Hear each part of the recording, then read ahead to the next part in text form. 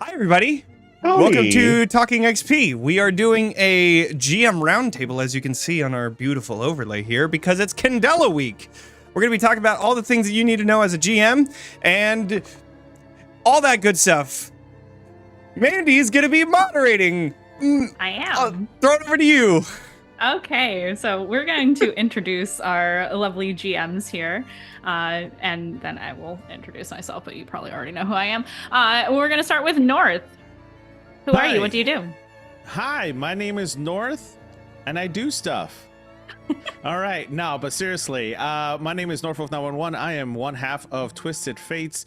We are a actual play podcast, Twitch, YouTube entity, and we love to basically tell all types of stories, but we specifically tell a lot of stories within the horror genre. And currently we're running a Candela Obscura campaign that is in the second chapter, and I'm really excited because all of the chapters that are currently running right now are all interconnected. So chapters 1, 2, 3, and 4 are all interconnected within the same universe, and it's a very interesting story.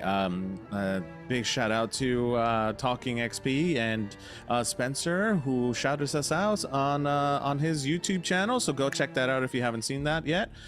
So it was amazing to have Spencer in our chat, and yeah, we have a lot of things going, and I can sit here and talk all day because I'm a GM. So I'm gonna go ahead and pass it back to Mandy. Next up is Emma. Who are you? Hello. What do you do? I am Emma. I'm a actual play GM and performer actor, as well as a voice actor. You can find me running games and playing in games, and generally either causing or corralling chaos on channels like Girls Run These Worlds and Nerds with Dice and Friends Who Roll Dice. And I'm also a voice actor, performing parts in shows such as Breathing Space and Twigs and Hearts. Next up is Ryan. Oh, hey, it's me. I am Run DMG on most social media platforms. I make a lot of different things, funny little skits, a lot of memes, occasional thoughtful video or whatever, just whatever. Super excited to be here. I think I am probably, out of everybody here, maybe the Candela Obscura novice. So I'm probably going to have a lot of questions, but I'm excited to be here. And next up is Johnny. Hi, everybody. I'm Johnny. I run Talking XP. I got a whole thing on how to play Candela on my YouTube page. Go check it out there. I also run it. We ran a fucking phenomenal one-shot last night. Well, one-shot.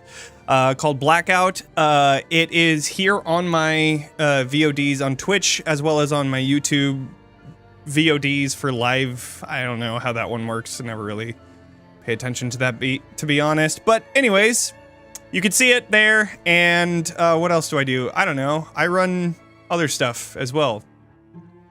Yeah. Follow us here. Yeah. Hit that follow button, everybody who's in chat.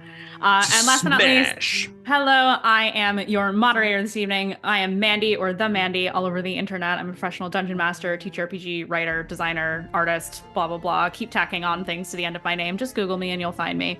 And enough about me. Crit Award nominated. Crit Award nominated DM. Dungeon Master. Yeah. Okay. So, hey, I'm not the only crit nominee here today. I'm just saying, looks at Ryan. We're flexing a little bit today because we're hyped up for Gen Con. A bunch of folks, actually everybody here on the screen is going to be at Gen Con, so if you are going to be there, you should come say hello. If you see us running around like maniacs, please stop us and say hello, and perhaps offer a treat in sacrifice. Sweet treat, because perhaps? Yeah, a little sweet treat specifically Sweet for me. So we're gonna get into it here. Just some quick ground rules. We are going to kind of answer things just for the folks at home. Pretty much whoever thinks of an idea first, and we'll just kind of go from there and keep it conversational. We will also be taking questions in chat. So if you have questions for us, please put them in the chat. I will be tracking it and adding it to the document that I have here that we will be reading from. So we're gonna get started now that we've warmed up a little bit and BS'd off camera for a while. Let's go around the table and talk about how long have you been running and or playing Candela Obscura? Do I need to call someone? Sure, I'll go first. Okay. So I I actually started playing Candela Obscura. I've known about Candela. Let's start there. So to understand how I got into Candela, let's start from the beginning. So once upon a time, I'm just kidding. So we I actually started looking into Candela Obscura about last year, when Critical Role started putting into the universe about Candela, and I watched Spencer's. Actually, believe it or not, I watched Spencer's chapter 2, and that's when I got hooked. So I got hooked into Spencer's chapter 2 for Critical Role, and then I started learning more and more about the universe. I finally bought the game when I could, when it came out, and then I got to play my first game with Talking XP. So Johnny, he was one to bring me into the world when I was interested in it. However, I was really looking into the way how he ran his campaign, and took little pieces about that, and took pieces and inspiration from Critical Role, and then the way that I tell my stories, and then I homebrewed my world within the actual world that was actually put together. So there's a lot of nods to Critical Role in that universe, just because, like, obviously Darrington Press and Critical Role are there. So there's a lot of little nods that are there to kind of pay homage to the world. But for the most part, it is still within New Fair, and we'll get to that later. But in total, to answer your question, about 7 months since I started playing. So it's not been a very long time, but once I dive in, I dive in. So about 7 months. Awesome. Love to hear that. I think I'm like the newest. I don't know about newest, least experienced probably at the table. I caught up on it a little bit when Critical Role started doing some Candela Obscura stuff. I don't know if I finished the streams to completion, but I watched them, in the spare moments. I pick up and put down a lot of things. And then I got the book and I read through the book. I did a short little like one-off with some friends when we didn't have enough people for our usual D&D game. And that was like 4 or 5 months ago now. And then I actually got to play in it last night. I think that I'm probably much more familiar. So I've read the book. I'm pretty familiar with the rules. I do think I'm probably more familiar with some of its influences, like Blades in the Dark versus like the actual rule set. So I'm very interested to see everybody's takes and what they have to say about like how they handle certain situations, because I feel like I'm very much a novice in this world. I'm gonna pick on Emma now.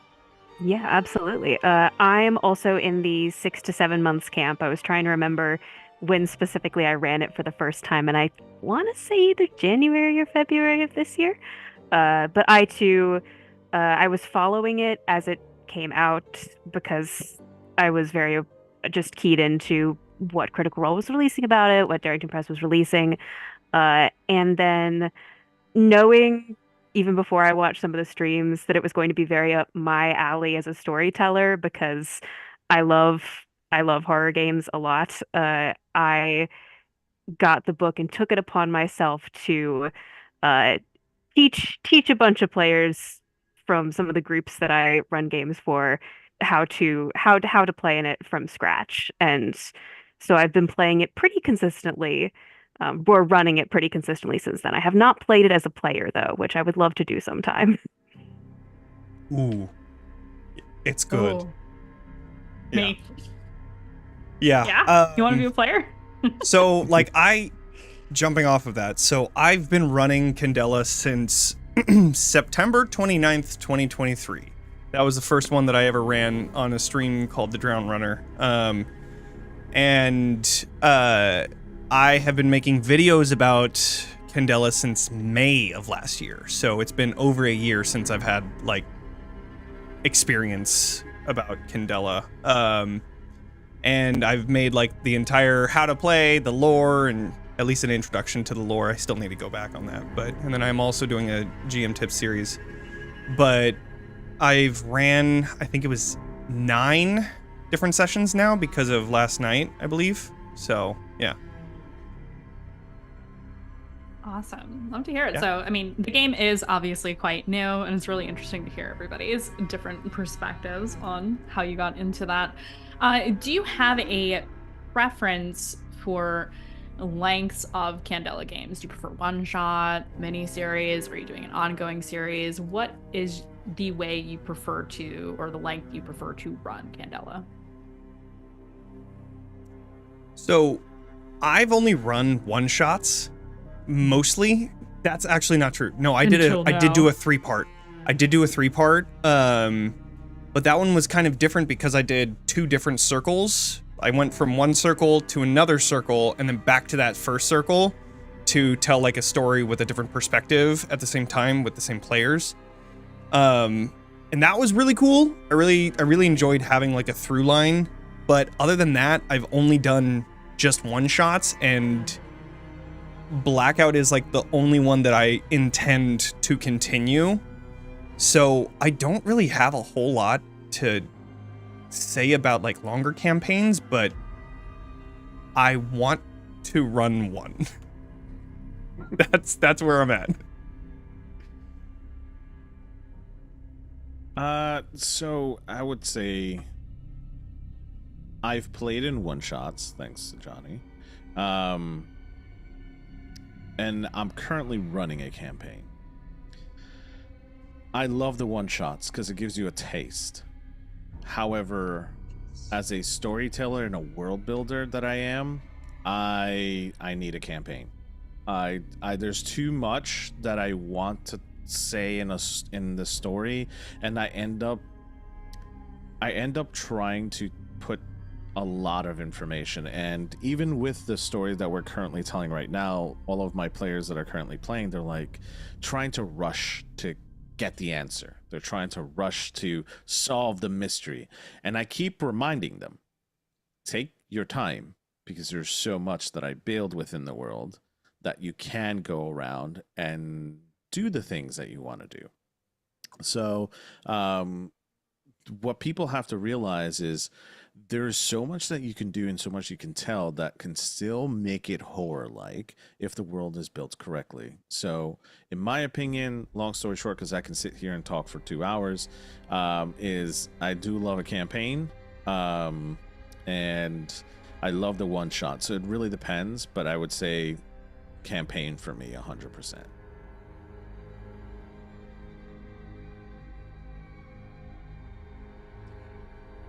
It could be the novice in me, but yeah, I do think it lends itself to one-shots. And like when I think about a lot of mysteries and like horror aspects, I think like more episodic campaigns where you have like a finite ending in mind. Typically when you play something like Blades in the Dark, I've never heard of anybody doing like a years-long Blades in the Dark game. It's just so... It's just all the forces combined, like all of your mistakes and everything just starts to accumulate, and then to a certain degree it's just like you have this big unstable bomb that it just has to end. Like you set yourself up for such a huge explosion that it just feels like a cheat to not be like, oh well, we're not going to explode, we're going to alleviate this some way. And I kind of wonder in the long term if Candela Obscura does the same thing, because you only have so many scars, and then you start cycling out more people, and then you have the kind of like Ship of Theseus thing. Like if everybody is different now, but you're kind of on the same track, is it a new circle? Is it the old circle? Like, would there be any institution left? Like do the people even know why they're there? I feel like that could be a problem, like on a really long form campaign. I mean, of course you could like homebrew around that and figure out ways to bring people out of retirement, but I do wonder about that in the long term. As somebody that's never really had the experience of a long term, I do want to know how it like handles the buildup of angst and other motives that happens as time goes on. Yeah, that's also been a question I've had when I've thought about like how would this work if you tried to run this for like 2 years of real time as a super long form? What would happen? I've only done one shots, and I'm scheming to do something more like episodic campaign. I think is a good descriptor, just because I'm so drawn to wanting to use those healing and downtime mechanics and the ways that those affect things as time physically progresses, and what those do to storytelling when you have multiple different problems to solve. I think that's great. I think one of the interesting things about Candela as well is that we talked about this in the interview that I did with Spencer and Rowan, where Name drop. on my YouTube page, go check it out. No,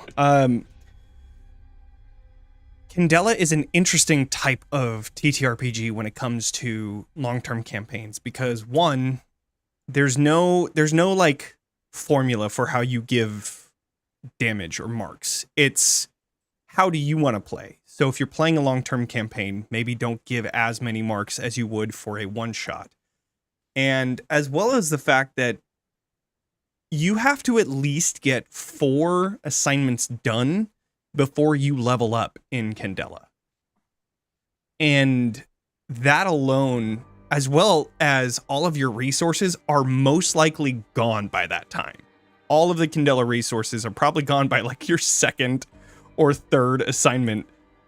And then you're just stuck to be like hurt or without drive for the next 2 or 3, or well, I guess 1 or 2 next assignments, which is one of the like core things about horror, is that you have big problems with little resources and you have to solve it somehow. So I really do want to see a long-term campaign and see how it works with like players dying and things like that. There was a message that I just saw in chat. I think it was Rosa Tears. I actually never said that out loud. North, you probably know. Rosa Tears? Rosaders? Rosaders. It's Rosie. Rosie. Rosie. Rosie said the last surviving character makes theirs into a Lightkeeper and then becomes the GM. That would be so Yes. cool. I think that's an awesome idea. Yes. I can't talk about my campaign, but I'm keeping it shut up. But yeah. Uh-oh. Yeah, it's great. It's wonderful. Excellent. So what is everybody's favorite thing about the setting of Candela? Oh yeah, I'll let some of y'all cook on that. If you're really burning for an answer, maybe raise your hand so that The folks know gears what are all that is. turning. Yeah, We're all raising our hands. Let's go. We're already. I can wait. Now, I can wait. Now we're cooking with gas, y'all. All right, who's going first? You. Go ahead, Forrest. Yeah. Fine. No, I just want to give other people opportunities because I talk too much. So Same. Thankfully, it's a talk show. What I love the setting about Candela is that you can take this and it's timeless. It's truly timeless. It's a truly timeless type of situation. However, I play in the 1900s, early 1900s, closer to when electricity was invented in the timeline, because I find it a little bit more creepier. I find it like, okay, not everywhere in New Fair has electricity yet, so like there's still candle lights, and there you can still play with that elemental fear of like being in the dark without having modern time equipment. However, that doesn't make it mean that it doesn't make it any scarier, because I have plans. However, there are things that you can currently do with the aesthetics, because I mean, obviously I dress early 1900s. That's just my getup. I love it. It's something that I love doing. It's one of my favorite eras as personally. So the setting and the aesthetic, and like just thinking about like cobblestone streets and carriages, and it's just so there's something so beautiful and elegant about that time period that just needs to be highlighted a little bit more. So, that's probably one of my favorite things in settings, but also the fact that your imagination can kind of run wild in that 1900s period, but also like you there's no specific horror. Like Candela doesn't specify like this is the Which horror, type. right? Mhm. Which Like type eldritch of or horror? cosmic, or I guess that's Right. the same. Gothic. It's not like this is the horror, right? Like, you know, you have a serial killer. No, it could be a serial killer. It could be something that's completely magical, and in essence you don't know. And that's the beauty of this system. It's a sandbox that you can play with. Like, you can go either way, and that's, for me, and I'm gonna shut up now, one of the most beautiful things that I find about Candela. And I get very passionate about this topic because I'm a world builder. But anyways. Ryan was like wiggling in his seat, so I feel like you need to go next. I might do a little name drop, but I interviewed Spencer and Rowan like a year ago, and it was really interesting talking to them. I think one of the things that I really enjoyed reading the book is when you read some tabletop RPGs, there is like this barrier of language that occurs. Like, they start throwing out a lot of proper nouns, like the plains of Asmagorath and like all this stuff.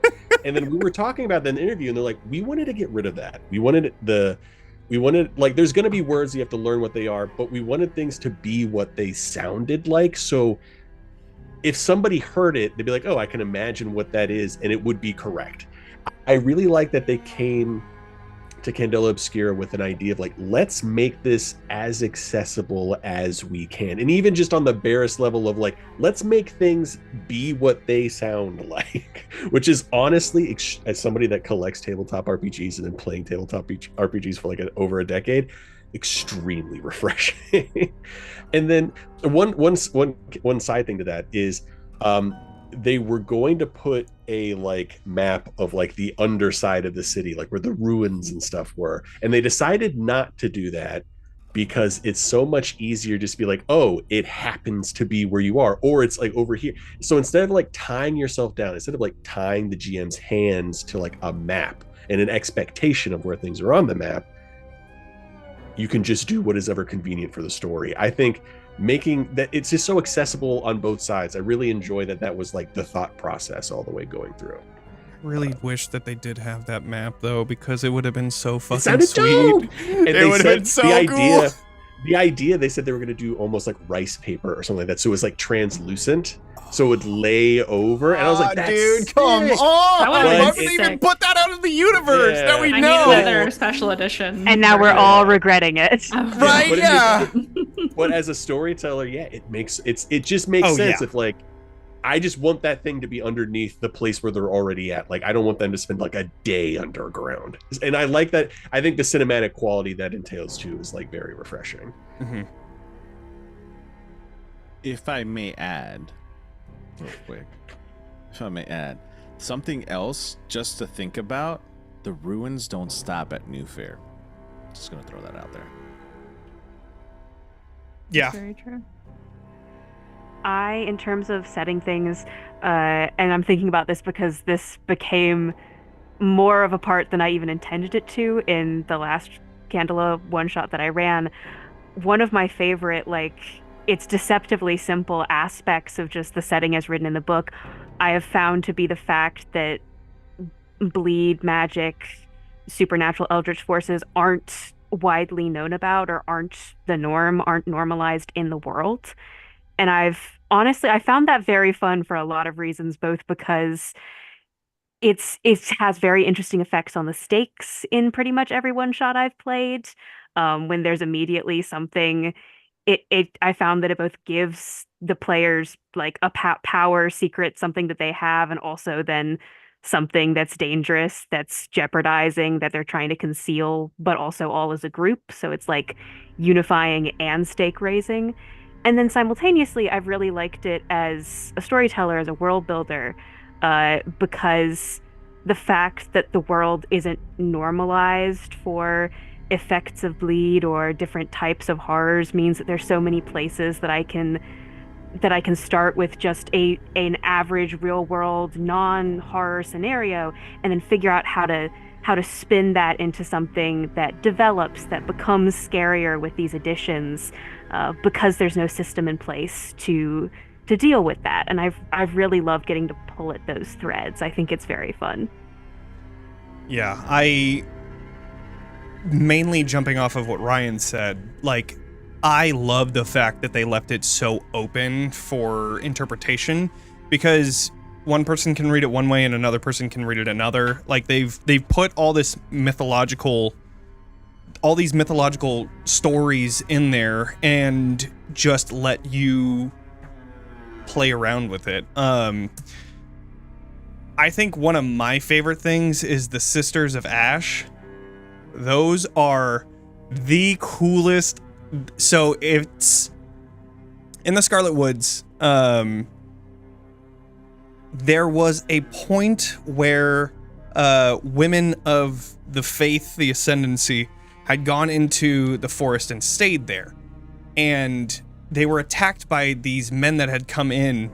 And what they ended up doing was they stuck them onto branches of trees and burned them until they were ash. And it's just like a folklore type of, like, you might see them in the forest, you might not, like this whole like Blair Witch type of crazy. Oh dude, it's such a cool like little, and it's only a side note too. It's just like this little newspaper clipping that's cut out and put it into, I think it's near the in the Scarlet Woods area in the book. But it's just such a, there's all those different tidbits that are in this book, not to even mention the whole like mystery that you get to solve as you're reading through it with the whole Ancient Halen and the owner of this beautiful journal, Ezra Ashford.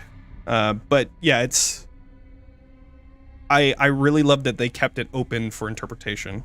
It's on page 81. I love when he cites the number in the book as well. Nerd You alert. love the book. As if You've we're not read at a it. round table about nerdy shit, you know.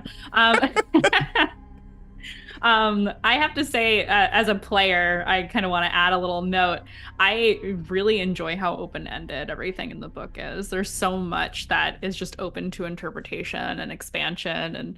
And in reading through the book and preparing for the game that we did last night, I just was like, this makes me want to write things about this world. It's really inspiring and I love creepy shit personally. So anyway, I really like that too. Like my favorite D&D setting is Eberron, and Eberron is just full of big questions. Mhm. And like a lot of people, when they write their settings and stuff, everything has an answer.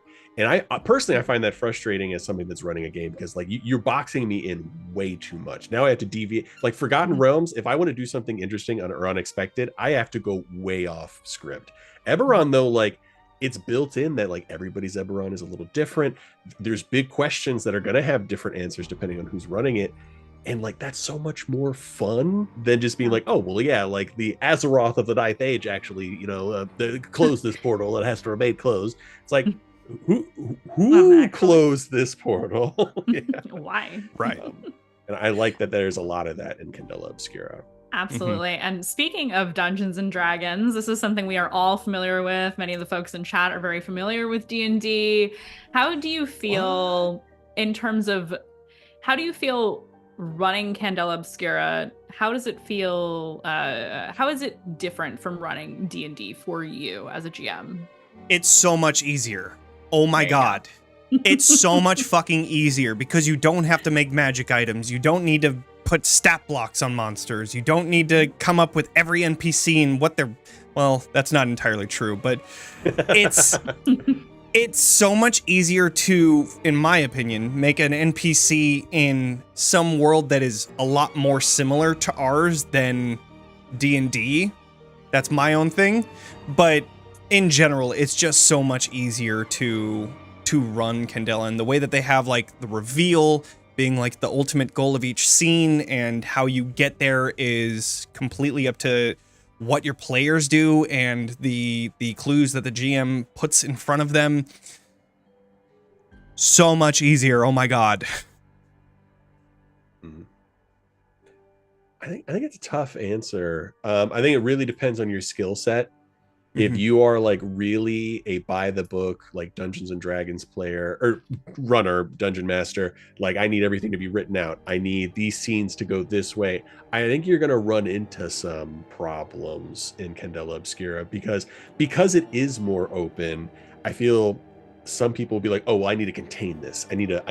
But the real magic happens when you kind of like let go a little bit and let the people run around in it. So I do think it can be, I think it can be a difficult transition to, like, as an improv GM.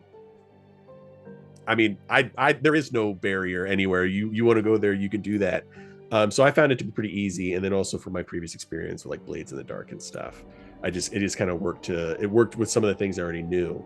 But I do think it could be tough. But I do think they did a good job of explaining the things. And I do think there's a lot of takeaways that you can use from Candela Obscura, like how to run a mystery in Dungeons and Dragons. Mysteries in Dungeons and Dragons suck. I'm just going to be honest with you. They're bad. I've never seen a good one. Okay. And it's so much easier to do a good mystery in Candela Obscura. And I think you can kind of like grab onto those things and use them. One of the reasons why is that Candela Obscura is literally meant to be for mysteries and investigation and all that stuff. However, there is one murder mystery that I am like super supportive of because it's fucking awesome. It's super like, it's complex, but like super easy to understand as a DM. It's called Murders at Lorelock Manor. It is so good. It's a Kickstarter made by Margot Mods. I'll have a link in the chat, but it is absolutely phenomenal. It's in a Kickstarter stage right now. I think it just hit 2,000. So congrats to Margot Mods, because I think they're in the chat right now. But that's check it out. It is a good murder mystery. Just saying. Yeah, when it comes to comparisons to D&D, it's really, Candela has really narrowed down for me the areas that I need to be precise about in terms of having like specific things very clearly locked down, and then all the areas in which I just find it so much more fun to improv and play and let people run around and not even try and guess what's happening. And that's been really freeing for me. I think I've taken some of that back to D&D games that I've run since then, honestly, is just knowing where that balance falls. Because as somebody who started running in 5e, I never had a sense of that for myself, and now I have a much clearer, like, these are the things that I have to have the reveals, the facts of down clear, and these are the things where we can just play and have so much fun. Yeah, same. As someone who doesn't play D&D, I'm going to say that when I do play D&D, I'm going to VTM. I went from Candela to VTM and to a bunch of other systems. But when I do play D&D, I do have a tendency to get stuck. Why? Because I feel as though my mind is very much in the world of freedom. I want to do this. I shouldn't be locked behind a skill set. I shouldn't be behind something that I have to build so that I can accomplish a thing. Not to say that it, Candela isn't built that way, because it does have skill checks. It still has the investigations, but a lot of it is story driven. And again, shout out to Margot. I've seen the gameplay for Lorelock Manor, and I wanna get a chance to play into that, but as far as like D&D, Wizard of the Coast type games, I really get stuck. I don't like it, and it's mostly due to maybe the stories I'm playing in, right? Maybe it's that. Maybe it's my experience with other GMs. Maybe, I don't know. I honestly don't know. I haven't put my finger on it yet, but I really enjoy Candela due to the freedom that you're able to have and more of the RP roles. And when I do run D&D campaigns, which are usually one-shots, 90% of the one-shot is RP driven. We have one thing that we do, and that's like, maybe at the end you'll get an encounter where we do have to roll initiative, maybe, when I do that, I'm always talking in between everyone's initiative order. Why? Because I feel like those are still opportunities to tell a story that a lot of people don't take advantage of. Like, you can say so much in less than 6 seconds that you can, send out a sentence or two to like continue to flavor the story. So, those are things that I as a GM do. But maybe that's because I play more indie TTRPGs that are not 5e focused, but you never know. Might see me play one soon. So no, I would say that's completely valid. No, go ahead, Johnny. A couple things just to jump on that. One, I think Drake had said story-driven versus mechanic-driven, which is 100% true.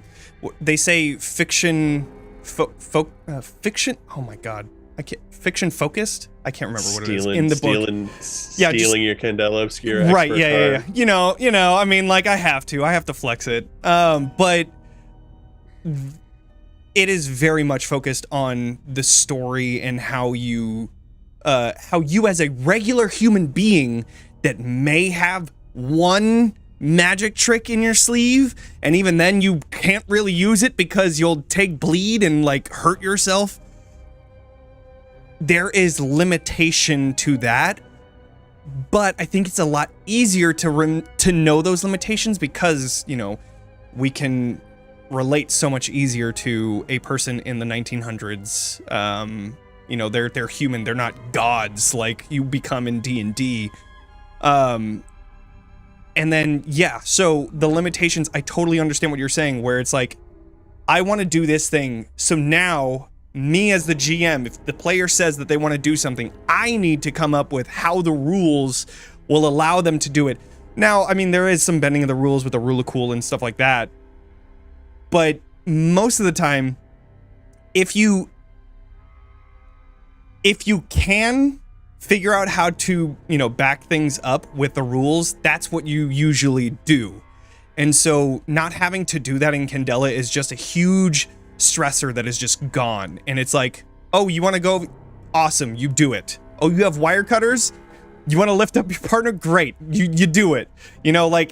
It's so much more freeing to do that than like what you were saying, knowing all the rules of D&D and how you're able to do certain things and all that. There is a game called Brindlewood Bay, which is so good. But I like on this, we're talking about like mechanics versus like RP driven storytelling. I want to say like mechanic side, like D&D is pretty far on the mechanic side. Candela Obscura, it's maybe centrist. I hate to use the word centrist for it, but Brindlewood Bay is like, hey, you're a little old lady solving a mystery, figure it out. Mechanics, you roll a dice occasionally. And like the coolest part, and I wonder how well this might work in something like Candela Obscura, is that there is no actual... the mystery is unsolved until the players figure it out. The GM does not know what the mystery is. We're basically wherever they go, wherever they discover, whatever they find, that becomes part of the mystery. And then there is the final move is they're trying to link together as many clues as they can to get a bonus, and then they roll for it, and it could be right, it could be wrong, and if they're right, they just solve the mystery by creating it themselves with the clues that they just found.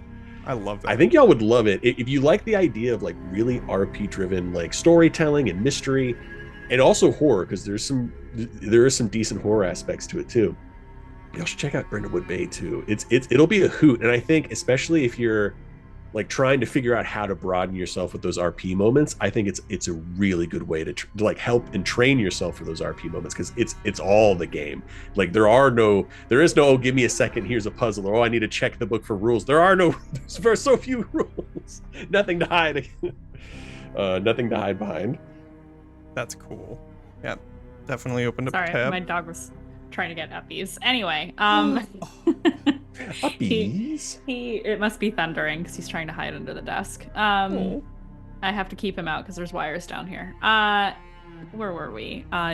Great points. As somebody who almost primarily runs D&D and am slowly branching out into those things, watching you, Johnny, watching you run Candela, I was like, okay, this is enough like blades that I could probably like do this in my sleep. It feels like a very easy move away from all of the crunch of D&D, and not to talk about myself too much, but I throw away so much about Dungeons and Dragons. I have a completely homebrew campaign. Even when I run in the Forgotten Realms, I just throw shit out. I don't care if people get mad at me. So don't let those things limit you in any game that you play. I just want to throw that out there for the folks at home. So when we're prepping for these mysteries, let's talk about a little bit pre-Candela time. How do you prep for your mystery or decide on story beats? Rule of 3 is one of the biggest things that I do. Making sure that you have at least 3 different clues that your players can pick up. That way, if they get one, if they miss one, there's still 2 others that they can go to.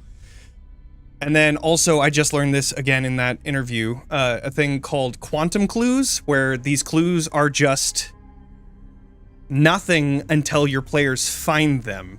And they move around with your players. So wherever they're going to look, that's where they're going to find them. And so having clues that are flexible, like last night, I thought of this where you had met a person that had seen you, you were able to befriend him, and then you got into the power plant compound. And then I said the locker room, but I didn't have a locker room. And then outside of that, I didn't have that blueprint in there until you rolled a crit to get that blueprint. And I was like, well, all right, there is a blueprint in this. And that was just like a little taste of the next clue that you were going to get in Gladys's office, which was the full blueprint. And this person was like working with them, so they would have a blueprint. And so it's easy to just yoink. We're just going to take a little simplified form. Here's that. You don't have a location, but you know what it's about. And then that leads you to then go look for more. And yeah, so quantum clues and 3 clue rule. Those are like the biggest things that I have. As far as the mystery goes for Candela, how do I say this without spoiling anything? If you're one of North's players, please hit mute now. Thank you. Yeah, right. So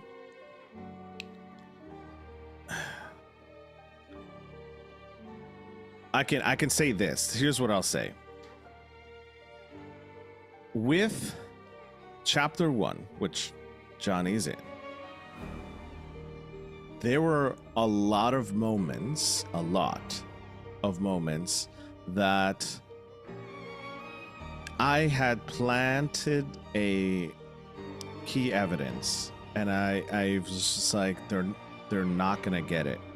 So I didn't even know there was a term for it, but like I was planning, I started to learn to plan evidence or certain situations that they may have needed, or even just start listening to the RP more to see what is it that they need, so that the evidence that they have and need can be planted anywhere.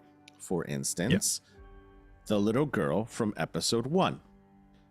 That was not originally planned. That was a piece of evidence that I knew you guys needed that you completely forgot to go look for through the paperwork that was in the quiet roast. So I planted a little girl that was sitting outside with a newspaper that you needed to look through to make sure that you can go to the place that you needed to go, and you ended up not going to the place anyways. And anyways, go check out chapter 1 and episode 1. You'll see it's great, it's wonderful. But yeah, it was totally not planned.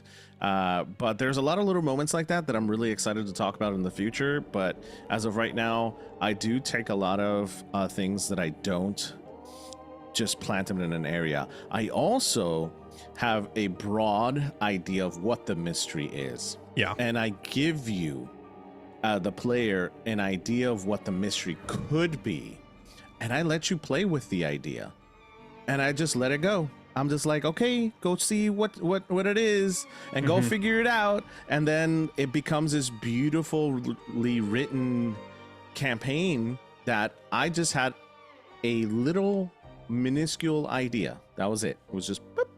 It was so broad that you had no idea. I do have key players that I have in mind. Where exactly you're going to meet them, nobody knows, but they're there. And like, you know, I try to make them as flexible as possible because of the beauty and the setting that Candela gives you, which is, hey, this world is so big, right? And as of right now, a lot of the worlds have been in New Fair. Everybody's been putting it in New Fair. And I'm starting to hint in the campaign there might be more than New Fair. So, you know, just to kind of like push the boundary, because I feel like there's more that can be explored. So, long story short, I kind of just make story points now and little ideas, and then I wait until the players go through an episode. I go back, and then I figure out what needs to be told in the next episode at the beginning, and then just let you guys keep going, and go from there. So that's just pulling the the string and let them keep going with the ball of yarn. Yeah. Well, I oh my god, what I love started to do was give multiple threads. So that those threads, you can go wherever you want, and every time you keep pulling on that thread, it could take you the right direction, it could take you somewhere completely different. And like the whole story, I believe in chapter 1, it happened in chapter 1, they went and pulled the wrong thread way too early. But they ran with the rats. They ran with that thread, and it was beautiful. It was a beautifully told story. I would never I wouldn't take that back for the world. I thought that was beautifully told. It was beautifully, you know, said between the players and stuff. But I like being able to have those multiple threads to be able to say, hey, go wherever the hell you want and pull on whatever thread you want. It doesn't matter. We'll figure it out together, type of thing. And that's kind of like how I have my mysteries. I don't have them completely pre-planned. However, I do have ideas of how things should be, and they may shift depending on the choices of the players.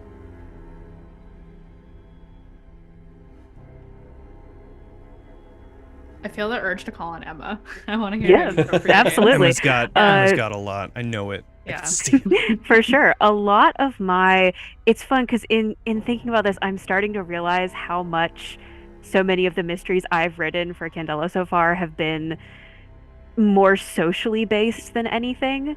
Because I am realizing that a lot of my personal prep time goes into the duality of figuring out what the truth at the core of the mystery is to me, the like specific events that have occurred or something that I know have happened in the past, present, or future that are going to be caught up in this.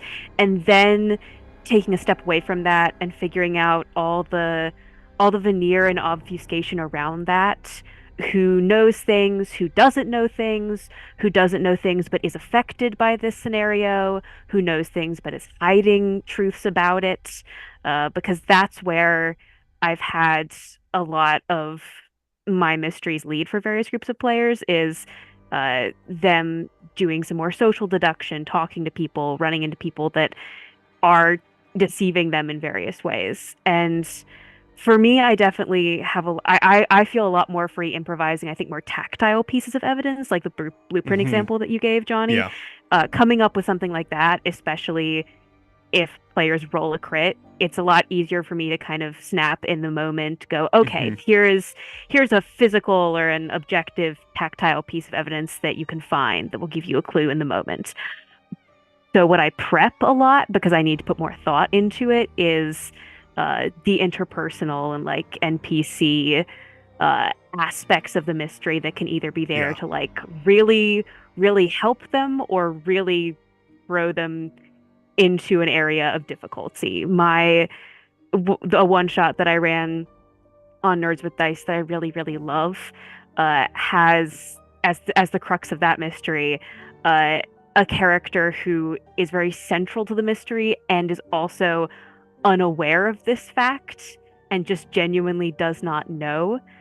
So I've had fun every time I've run that one shot, having players have to deal with the reality in a mystery of, here is somebody clearly important who's not withholding information from you, but is just as confused if you are, if not more so. And how do you work with that piece of information that's both helpful and frustrating? And so working all of that out beforehand for me is a lot of my prep time. One of the things also that came up in the interview, I'm just going to keep on name dropping, that I had with Spencer Stark and Rowan Hall, the lead designers of Candela Obscura, is Rowan was talking about she had run a one-shot and they only had a limited amount of time to get through it. So they picked a name in the hat, or rather a roll-in specialty out of a hat. They made a character, they played. And the entire time that she was GMing, she was giving direct information that was all truthful. And then she said by the end of the session, she said every single thing was truthful, and they were like, no way. And each of them showed her their notes, and they all came up with like their own things, thinking that that was a red herring. And it's so interesting to see like players and how they interpret clues. And that was another thing that it just came into my mind when you were talking about it, was sometimes the clues aren't like fully thought out. Like the blueprint, I had the blueprint, but then I'm also following what the players are asking and what kind of information is going to be on it. Because again, in that blueprint clue, I said that they saw the design, they said they saw the title, but they didn't see which building it was. And I didn't really think about that until they asked. It didn't have any, or it had dimensions on it, but I hadn't really thought about it having like exact dimensions or anything like that. It didn't say like who made it or whatever. It just was like this blueprint. So I think a lot of GMing is really just, especially in Candela, is reactionary to what your players are doing in the mystery, and like how, like what Northwolf said, how you can take them from that wasn't a red herring, but you think it was, to back on track and going towards the ultimate goal of getting to the next reveal. One of my favorite things as a GM and mystery teller is telling small little bits of information that lead to a bigger cookie.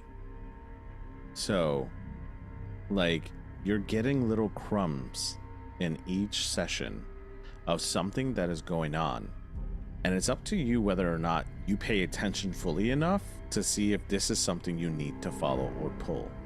So I'll drop little hints throughout the sessions. I won't make them blatantly obvious on purpose, because my note taker, whoever it is gonna pay attention, and they will figure it out. It was not me. They'll figure it out eventually. When? I don't know. But they will, because they'll start putting two and two together and going, Yeah. It was Janelle that called it in our chapter 1. Janelle was like session 2 was like, this is what it is. And we were like, yep, I don't know, maybe. And then by session 3, by the end of it, it was like confirmed pretty much with another piece of information that we had found. So funny. And then Janelle was like, I knew it! Like the whole, like the in caps in our Zoom chat, like Grail. So funny. The Holy Grail. And I love that. I love that so much, you know? And that's probably one of my favorite things is to give you those little pieces of information for those who are paying attention. Because not every player is going to pay attention fully, but those who love the details, they get that little, you know, that little moment. Not the The aha moment. The or the ha-ha, you know, like there the it fact that, you know, like Ryan the yesterday epiphany. playing Magnus. I was like, Yes. I know the mystery. I know the answer. I had that like 5 times. I think it was wrong. Y'all were so close the entire time. I was like, you got all the way up to it, and then like it went on to a different way, and I was like, damn, you were so close. But regardless, it's so cool seeing that. It is, like you said, so cool seeing like them come up with their theories, and you're like, there's more to the story that you don't know.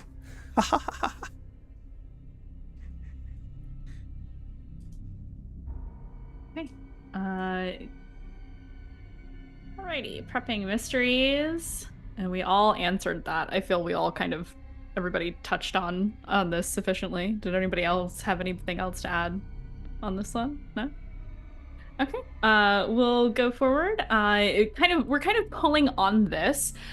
So taking a step even further back a little bit before we get back more deeply into Candela in general, where do you pull your inspiration from when you are prepping these mysteries, when you're writing these stories, even if you're just coming up with like the general dots that people draw the lines between, even if you are more of a vague planner in storytelling, where are you pulling, where do you shamelessly steal from? Tell me all of your secrets, North specifically. What? Me?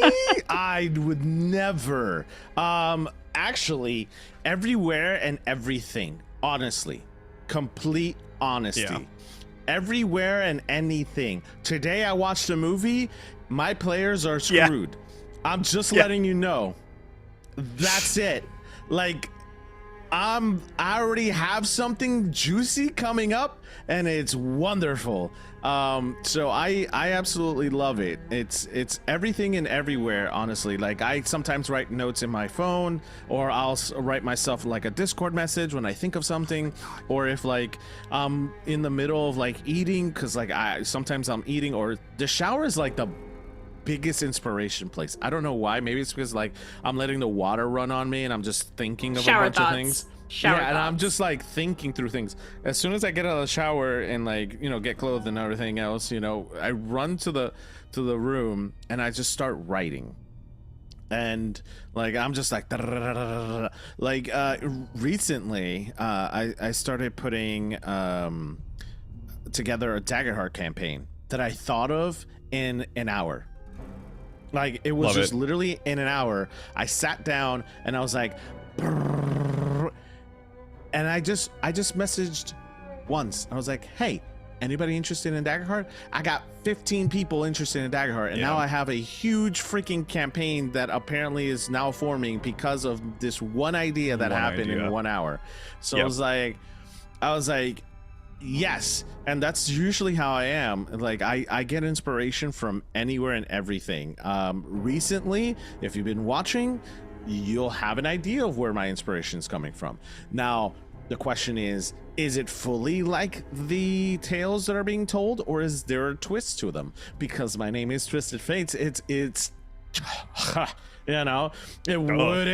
wouldn't be the same. But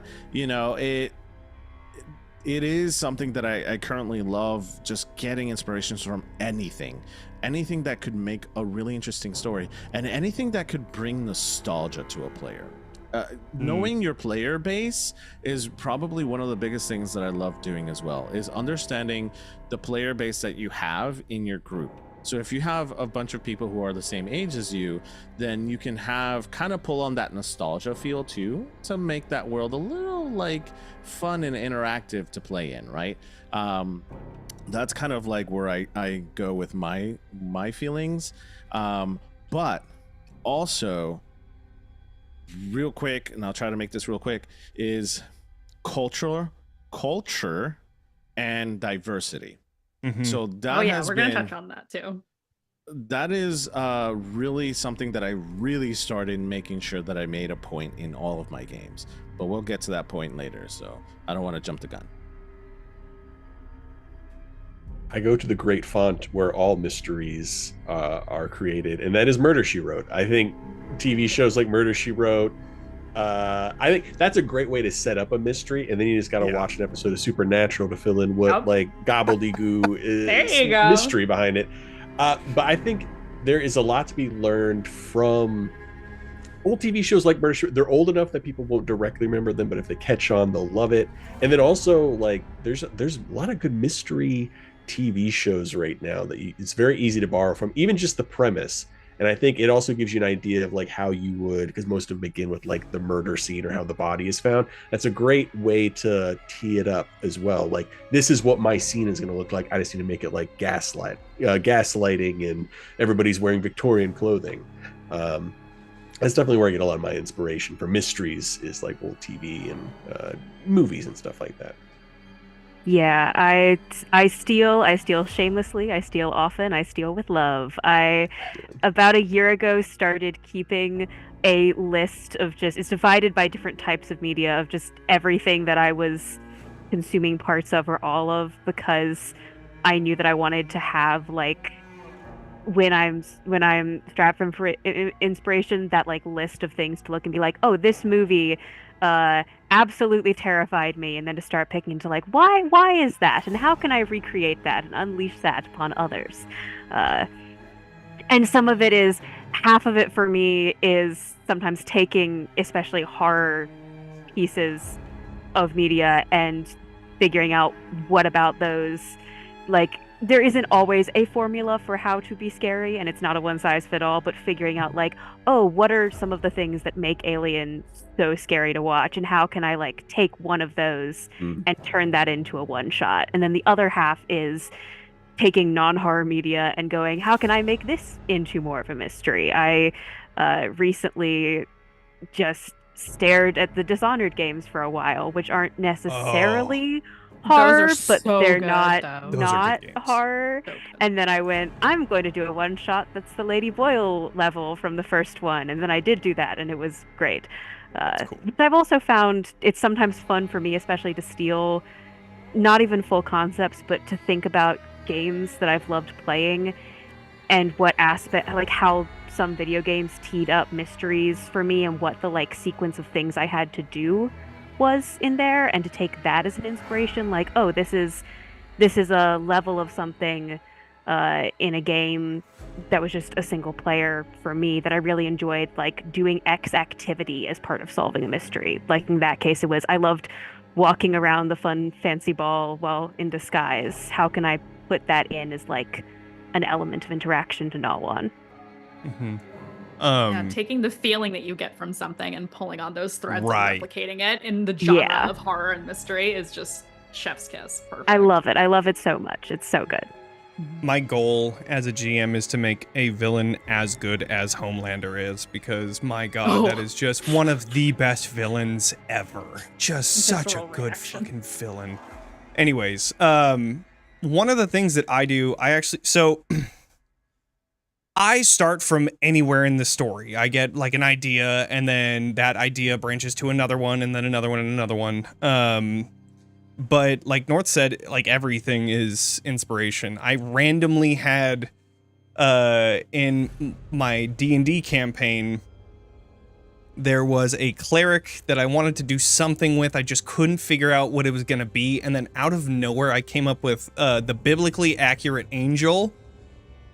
And I was like, ooh, that's really cool, because this is Ravenloft. They can have a patron that is very similar. And then I made it a beholder, because eyes, and then the biblically accurate angel. And it was fucking awesome. It was just like this mythic being that was just in human skin, and it was incredible. But like those come out of nowhere. Like I'm just working on something, and I literally like pound my head on a wall until I get a good fucking idea sometimes. But most of the time, obviously, it's when I'm fucking falling asleep and I'm in my own thoughts and I'm thinking about whatever. And of course, it's like, God damn it, do I have to? It takes me so long to go to sleep. So when I have a good idea, it needs to be like top tier good idea to make me get up and reset this entire timer of going to sleep in order to actually write it down. But yeah, it typically starts with like a idea, and I am also super lucky because I have two other folks that were working on Blackout from last night, and then also a series of one-shots that we're going to be doing where we can just start with an idea and then we throw out another one, and just like that brainstorming session with another person, that is so big. Because I mean, with my Ravenloft, I don't have anybody that I could have like bounced ideas off of. I just searched the internet, which is another thing. Going on Pinterest is one of the coolest things, because there are so many fucked up pieces of art on there that like I literally got the idea of a monster in two one-shots ago of this like super messed up like giant wolf doppelganger, then mixed it with the bear from Annihilation, where it can like mimic human sounds. Oh my god, it was so creepy and it was so great. But it all started from like a picture that I found on Pinterest, and then I paired it with that, and then it would, yeah. So Pinterest is one of like my favorite go-tos when I'm like, I don't know what to do. Give me a picture and then I'll go with it, especially with locations too. But Mandy, you were going to say something? Oh no, I was just, you said I need somebody to collaborate with on Ravenloft, and I went, me. Gotcha. I will take advantage of that 100%. Drawing from the energy of other people always helps like get the wheels going too. Like it's never a bad thing to choose to work outside of a vacuum. A lot of us do work in vacuums, and I think there's something to be said for reaching out to your fellow GM friends and collaborating, bouncing ideas off of them. But what's the worst is that you want the people that you would go to are sometimes your players, and then you're like, damn it. I want you to play this, but then at the same time, I need help. Cool Armadillo in chat says, Mandy, please help us misfits suffer. You don't want that. I am very good at horror GMing. Ask the players in Mistlost. I torture them on the weekly. So yeah, awesome. Anybody else have anything to add on inspo where you pull things from? No? Okay. So we're gonna skip ahead on the list a little bit because I'm gonna switch things up. Yeah, I'm fucking with y'all. What level of emphasis or detail do you put into character creation in your group? So when you are working with your players and they are making their characters, how deep do you go in? How far do you let your players be feral? Because I know Johnny's answer, and it's all the way. As deep as the players want to go.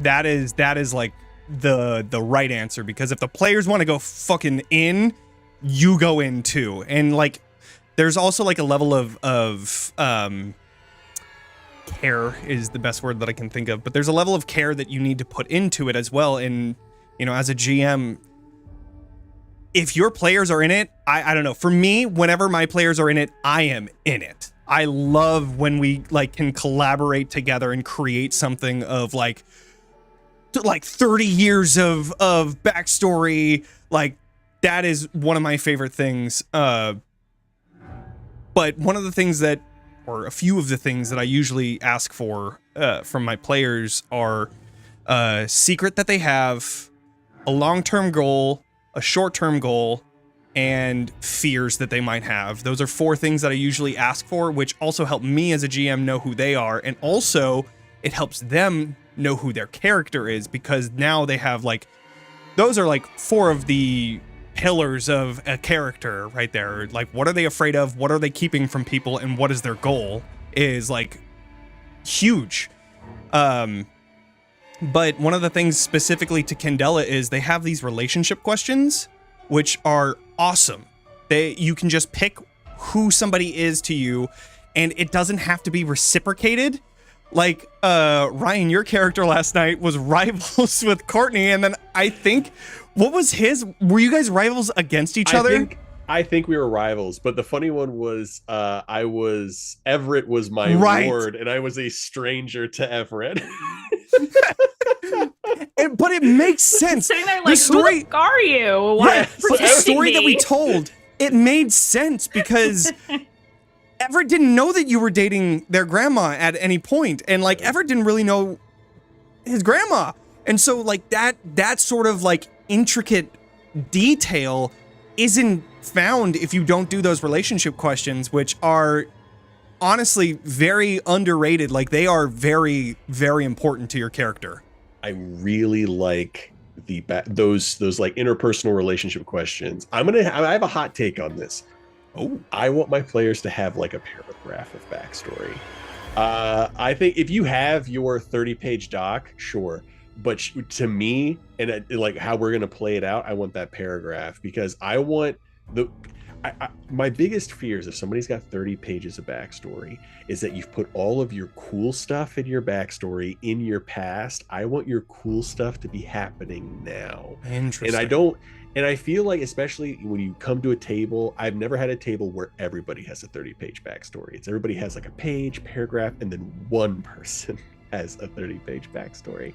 And they're just like, I feel like they're treading water the entire time because now they're beholden to 30 pages of backstory where everybody else is just like, I don't know. I'm going to figure out what I did 10 years ago right now as we're riffing right here. And you can't be part of it because your 30-page of backstory says that you're on the plains of Zahor with the Angel Prince or whatever. So that's not an actual pull, but very close to an actual pull.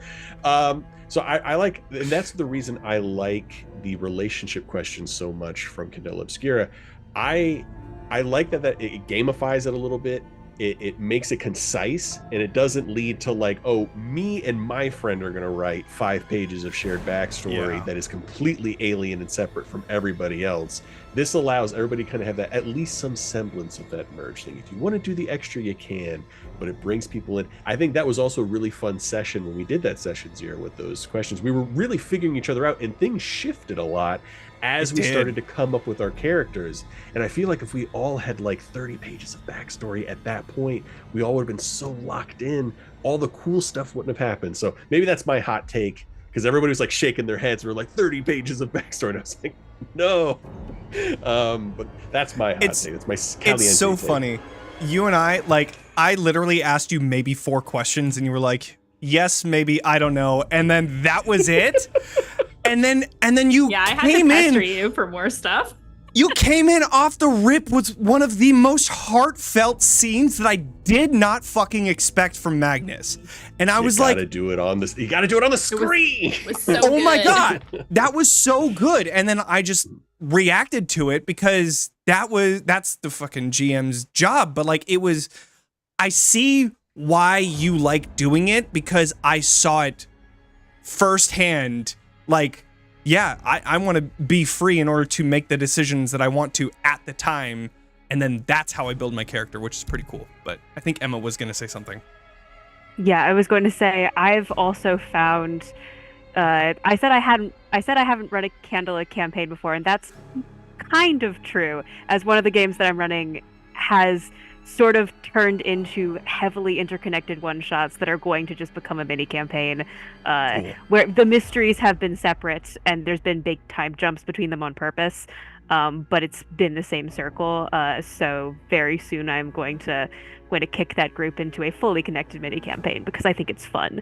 And something that we did that kind of hits the mid-ground between figuring it all out in the moment and doing those 30 pages was that they essentially elected to have pretty much all of them had a fairly long-standing prior relationship with somebody else in the party in whatever way before we picked up in real time. And then their circle also had, we decided to kind of collectively canonize it that they'd been on one prior Candela mission, that this wasn't their first. And then we left a lot of that space blank. So it's become a very fun ongoing game for both like really, really goofy moments and then also some serious ones where they just have this kind of collective well of something that at least 2 and probably all 4 of us were at, but we haven't gone through and written all that out in the moment, so that I can allow one of them to just reference, yes, when this happened, as we all know in our prior mission that we definitely ran, which they haven't, and they'll all either tap in fully with that, or they'll get in an in-character argument about that's not how that happened, and that will be funny. But it's been really funny. They heavily all disagree on how their first mission went currently, and none of them will never know the truth. But it's allowed for that like sense of a lore that we're dipping into, but not having it be prescriptive, which I've really loved. It's really fun. Yeah, building as you go is a lot of fun. Yeah. I will say, and Johnny, you've been a part of my campaign, and there's a lot of people in my chat that are currently been in my campaign. So, I am very much the type of person that I will sit here and world build with you all day. that is my favorite thing to do, is to collaborate with my players. Yes, I have a world in mind, but I will ask you, what are you doing? What's your relationships? What is it that you're currently doing? Have you been a part of Candela for a while, or is this your first mission? Like, and then we start just building on that. And I'm like, okay, do you have interconnected relationships? You do? Okay, cool. Who's that? And then we're like, okay, who are you? Who is this person? Who is that person to you? And who's that person to you? And who's that person to you? And we just come up with, like, whether they write it down or not my problem. We're going in and we're trying to figure out this world together. That is something that I love doing. I'm a professional game designer and a software engineer by trade. So one of the things that I love doing is asking the what ifs. What if this? What if that? What if this is going on? And how would you react to this situation? And would this situation react to this situation? And how would you react if this happened and this happened and this happened? It doesn't necessarily, I like to ask a lot of hypothetical questions so that I get to know your character a little bit better, because you don't need to have, I'm in the same mindset as Ryan. You don't need to have a 50-page backstory. If you do, fantastic. I love you. Wow. Thank you. Thank you for all the trauma I'm going to put you through. But, like, you know, you don't so need true. it. Like, thank you for all the trauma I'm gonna put you through. It's like, yeah, you know, Consensual trauma. Yes, always consensual. All right. But I'm in the type of mindset that I am going to ask you questions in regards to your character, and I want you to role play almost with me while we're doing our session 0. I want to know, like, how you feel with this character. Are you finding your character voice? You don't need to find your character voice right away. I'm just like, I never do. You know, like, no. You'll find out first thing I say through your sessions. Hey, cool, whatever. Like, I can tell you right now, Kaz has like 6 different freaking accents. All right, like, I'm still trying to find Kaz's voice, and I'm like 9 sessions in. All right, it's like I still don't even know, like, how does Kaz actually sound like. However, I do have a solid foundation of how he would react to certain situations. I do have a solid understanding of what is his moral code. I do have an understanding to, like, what are my characters, like, the player character's moral code, like, right? So it's like, I have an understanding of how my players are going to react to certain situations, so that I'm able to not lead them, that's not the correct term, but be able to contribute is the right word. Contribute a collaborative story together. And that's one of the things that I love doing, and I'm not going to give too much away because I'm going to talk about it on Sunday at Gen Con. I'm plugging that in right now. Where myself, 12 o'clock. Rowan, 12 o'clock Sunday, where myself, Ryan, Rowan Hall, and a bunch of other people are going to be there, and we're going to be talking about collaboratively world building together, and how you bring players to collaborate that world together with you as a GM, which is very important and what I personally love doing. But that's my thing. So absolutely. Fantastic answers, all of you. I love hearing everybody's different perspectives on what you look for as a GM, because as we all know, every GM operates differently. And speaking of operating differently, I'm going to pull us back towards inspiration again a little bit, especially because this was touched on a little bit in chat and also was mentioned during our conversation. So in terms of that inspiration, where do you like to draw, either from our history as human beings in the real world, or from your own culture to make good horror stories? Like, particularly in Latin American countries, there's lots and lots of terrifying legends to pull from, like La Llorona. You could just pull from stuff like that. And I just... Personally, I love doing things like that, like just pulling from Mesoamerican, like, mythology and twisting it into something more modern. So I'd really love to hear everybody else's perspectives on similar things for your own cultures and things like that. I will chime in on that one. Please do. Because, man, oh man, this Candela game has a lot of culture being put into it, and I flipping love it. And I had to I had to hold back my F's. All right, Go for it. Fuck it. I fucking love this shit. All right, I'm a New Yorker and I am a veteran. You can't hold me back, brah. But anyways, I will say that I love putting in, especially my background and culture into games. Right, I am Hispanic, I'm Puerto Rican, I'm Latin. I fully speak Spanish and English. Spanish is my first language, believe it or not. A lot of people are like, "Huh?" when I say that. Every single time they're like, "Huh?" And I'm like, "Yeah, Spanish is my first language." Exactly. Like, "Huh?" Huh? So that's everybody's first reaction is always like dumbfounded that I tell them that Spanish is my first language, because they're like, you don't have a thick accent. Anyways, long story short, is that I love putting in the culture right now because I have a predetermined campaign that I'm pulling a specific what's the word, influence from. I can't really do that. However, season 2 in 2025, we're going into Latin American culture, and we're going to be pulling La Llorona into one of the games. We're going to be pulling in a lot of Mesoamerican type of influences as well, and I'm really excited to pull from those specific cultures and backgrounds, of course with respect and also with a twist, because we are Twisted Fates.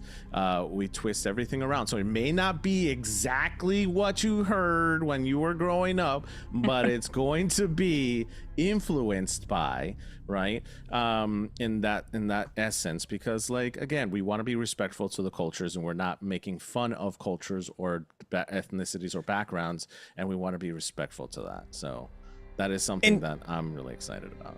One of the things also, just jumping on that, is it shouldn't be the same. It should be meshed with whatever your players' backstories are. Like Mr. Correct. Nightfall in our last thing, there were so many different other threads that we had that I then meshed with the backstories of the players. Like, I'm not gonna get into it because they haven't been revealed just yet, but there's a lot of backstory that was in there that we didn't follow directly what the book had, and I know it's different from like cultural stories and stuff like that, but your monster, wherever it's from, should be changed to best match whatever your players are, because a monster that isn't connected to any of the players is just like,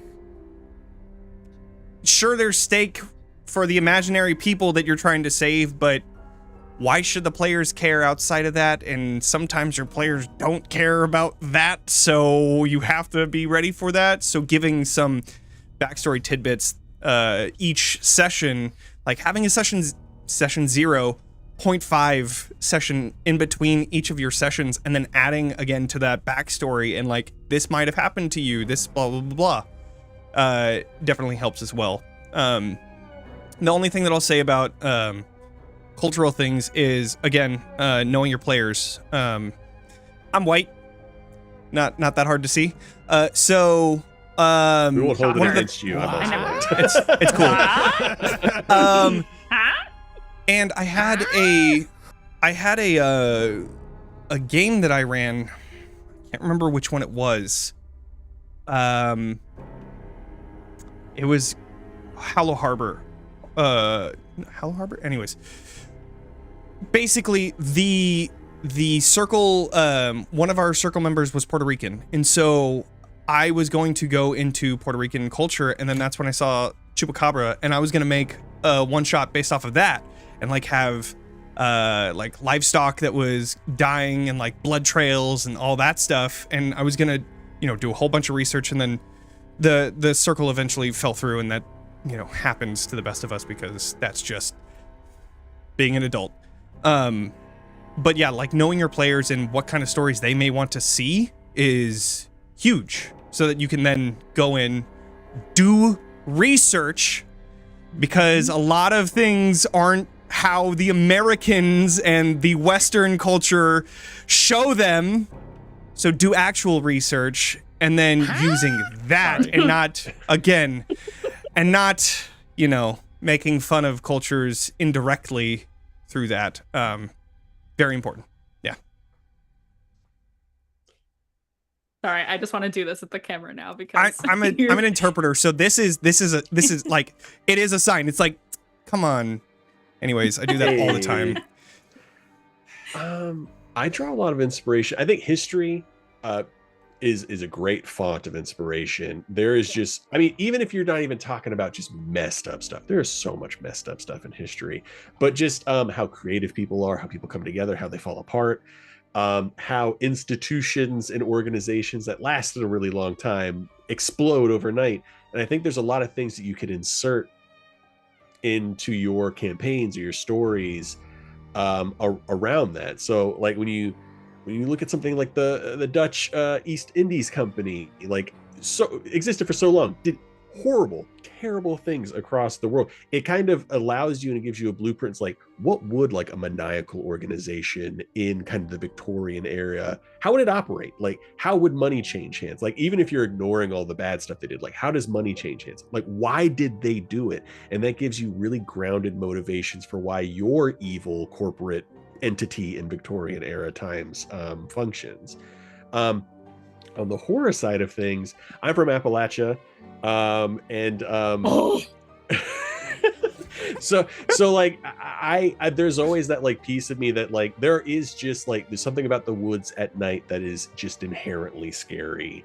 And there's a lot of like one of the projects that I did for Cairn, which is a offshoot of Into the Odd, which is a different tabletop RPGs, but my adventure was, what if Big Rock Candy Mountain wasn't like a really fun little story, but in fact was like a horrible warning about the like obscene things that can happen when you have like sorcerers that like run the economy and stuff like that. And it just got polluted over time to be this kind of like fun rhyme to tell children. So like when you get to a certain level of excess and power, like making a lake full of stew, why not? Why would that be horrible? You discover in the adventure, it's like awful. It's rotting the entire time. There's things eating in there. People die all the time. It's like bubbling and caustic. So I think even if you don't necessarily have like a distinct culture from like your background, like from your region, you can take something. So like Appalachia runs pretty big, and like there's southern stuff too. And I think there's always like something you can grab there to kind of like make it your own. Like I think there's a good touchstone for like southern stuff and like bayou stuff, like True Blood. I think True Blood has that like throughput of like southern fried. Like there's big southern influences, but it's not done. It's done a little bit in a campy way, but it's also done in like a really fun way that people can like connect to and understand. Yeah. Yeah, seconding all of that. I said it a little bit earlier, but I always feel like so much of my creation of specific Candela mysteries or stories is just kind of playing that ever circling chicken and the egg game of like, how do I take a story or just a reality about how people interact, whether that be how they interact with each other or how they build structures and social structures in the world, and where do I start to pull the horror into that, whether it be the root of it or an exacerbating factor or something else entirely, and then how do I make those mesh seamlessly? Because the reason I first fell in love with horror, which wasn't, it's been several years, but I have a very specific point when I fell in love with horror in stories, and it's the point when I realized how wonderfully it integrated as a tool and technique to just heighten and showcase so much that is already there in stories. So I love doing that.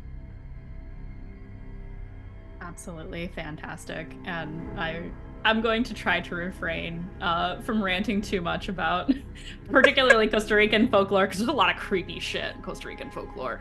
We got some creepy shit in Central America. I'll just say. Top one. Go. Well, my favorite right now is El Cadejos. And it is basically like a scary dog, goat, jaguar hybrid thing that has chains hanging off of it and it rattles, and it's specifically to like scare drunk people into living a better life and not being a drunk. They don't actually kill anyone or hurt anyone. They just scare the shit out of you, like specifically people who are drunkards, to scare them into a life of moving on the straight path. We love a socially conscious cryptid. Like, come on.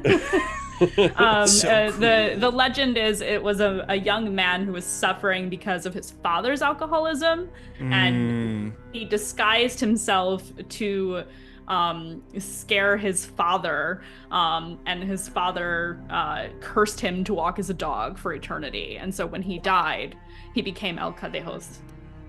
Or really, there's more than one now, but he became the first one. Yeah, Costa Rican folklore is very cool. Also, cool. I said this in chat, and I just really want to shout it out because there's 2 Latin people here at the table. And saying Candela Obscura hurts my soul. I love the name of the game, but hey guys, Candela Obscura is Spanish for dark candle. I'm just gonna throw it out there. I just wanna. Okay, I knew North would kill me on this. Candela Obscura is exactly the way that you pronounce that, and it's dark candle. So maybe that's why we're so drawn to this. Yeah, right now. Love this game that just so much. makes total sense why I'm drawn to this game. When Critical Role announced the game, I was like, that's for me. It is for me. You're right. Okay, so we're gonna jump around a little bit. Black Flame, Dark Candle. The direct translation is Dark Candle. So before I get off track, because ADHD is with everybody at the table. We're gonna get into something a little bit heavier here. The genres of horror and mystery contain a lot of heavy themes, potentially triggering content. With that kind of information in mind, knowing that that's the genre that we're working within, what kinds of safety tools do you prefer to use in your games? I'm gonna focus on Johnny first, if I may. Sure, absolutely. One of the best things that I always do is the RPG consent form. What I typically do is I send it to each of my players individually because we meet virtually. So I send it individually just in case there's anybody that has something that they don't want to talk about in a group setting. So I send it individually, and then I compile them all into one PDF that I then send to everybody else and say, these are the lines not to cross. This is how the session is going to go. Are there any things that I missed or whatever? Send me a DM, yada, yada, yada.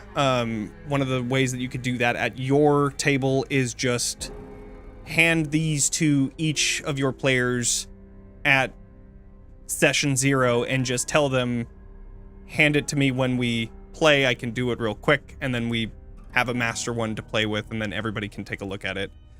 But that's one of the biggest things, because you will never know unless you ask.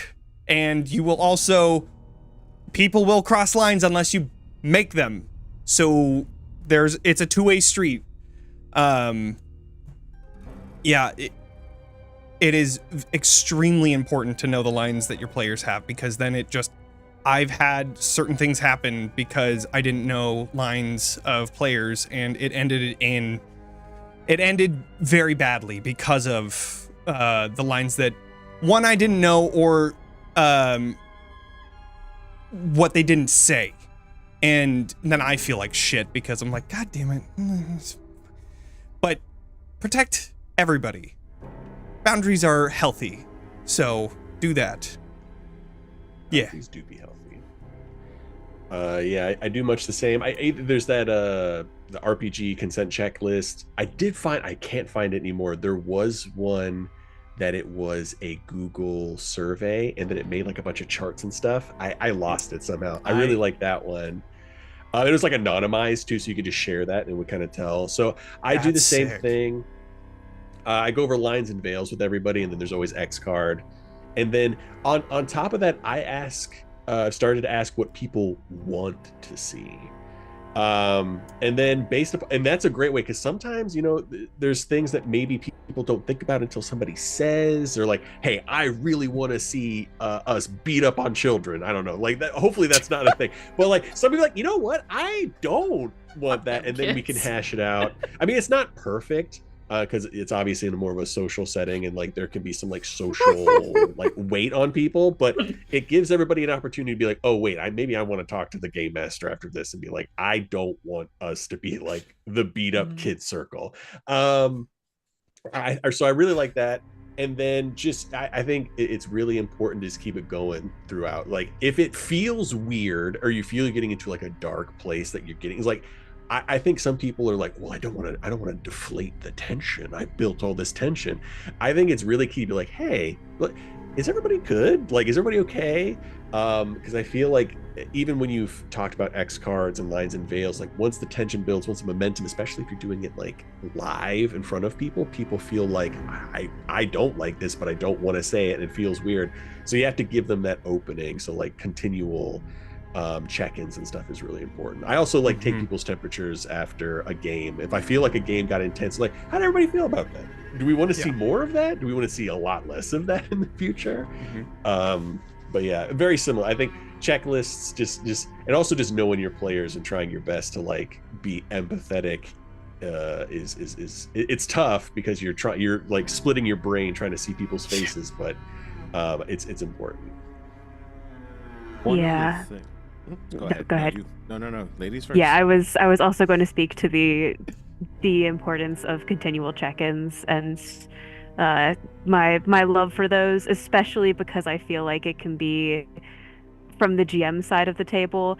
If once you've done your establishing list of knowing generally lines and veils, especially for something like a one-shot, if, as it often does, because tabletop games and improv and wonderful players, when something goes so far in a different direction that now you're in a whole new territory and something is coming up that you did not lay out or check in really about beforehand, it can be really daunting to be like, oh no, I'm already kind of trying to pull things together in terms of the narrative, the plot, the mystery, but also I don't want to throw anyone into something they're uncomfortable with. And I'm a really big proponent of continual check-ins in the moments, brief breaks to not even kill tension. I feel like brief breaks, especially to check in, just allow the tension to reset and everyone to get it gives your players more space to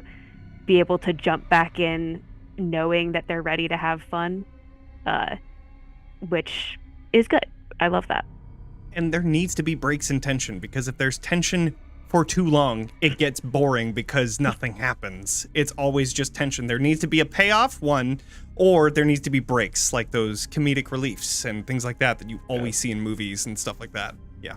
Tension for tension's sake is kind of a waste. There has to be some payoff. Yeah.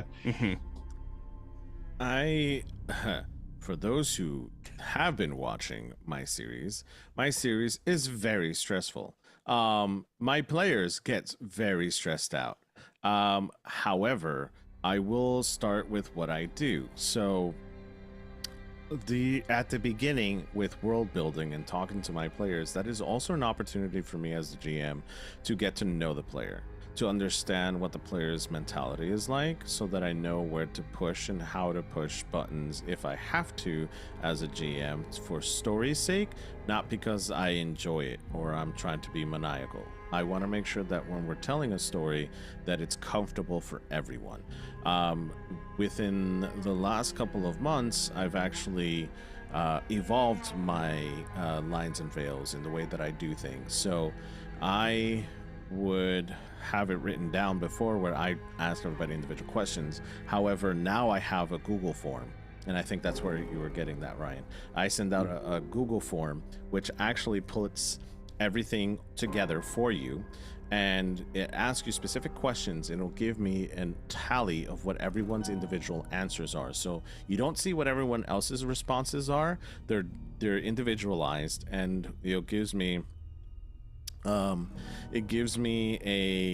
understanding of what those lines and veils are, because it gives it to me in a graph form, right? And then what I do is I take it an extra step, and then I look at what the most the extreme answers are. So if I have somebody who is on the right side, like totally against this, it will tell me. If I have somebody who's totally for this, then it'll tell me. And then I make sure that I mark that off in that one PDF file, and then I share it during session zeros. And I make sure that at session 0 you're able to talk about it and say, these are the lines, these are veils, because during character development, I also want to make sure that people understand, like, if you're going to build a traumatic experience that may cross a line or a veil for somebody, that we talk about it then and make sure that it's okay between players. And then if it needs further conversation, then we can have a side conversation that in session 0, so that we can expand on that, so that those things are done before playthrough, because I know I stress my players out. That's a common occurrence, which brings me to my next point. Since I do stress my players out, I make sure that they have open lines of communication with me at all times. So I make myself available during Discord, so they can ping me in Discord, they can ping me in the Zoom chat that we have, they can ping me anywhere. They can throw up their hands during stream too, or they can turn off their cameras, or they can throw up the X, they can tell me green light, red light, yellow light, whatever it is to get my attention. Because my thing here is not to make sure to stress you out or to make you not have fun with this. I want to tell a safe story. That is number one priority for me in any way possible, because there's a lot of topics that I can touch on that may be uncomfortable.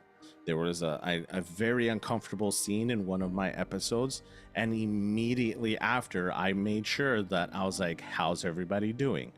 You know, in the chat. As soon as we finished that scene, I didn't wait till the break. How's everybody doing? Is everyone okay? Everyone was okay, you know, and that was to make sure that everybody understood, like, hey, I'm paying attention to the room, I'm paying attention to the temperature. I understand what we just went through is really, really rough.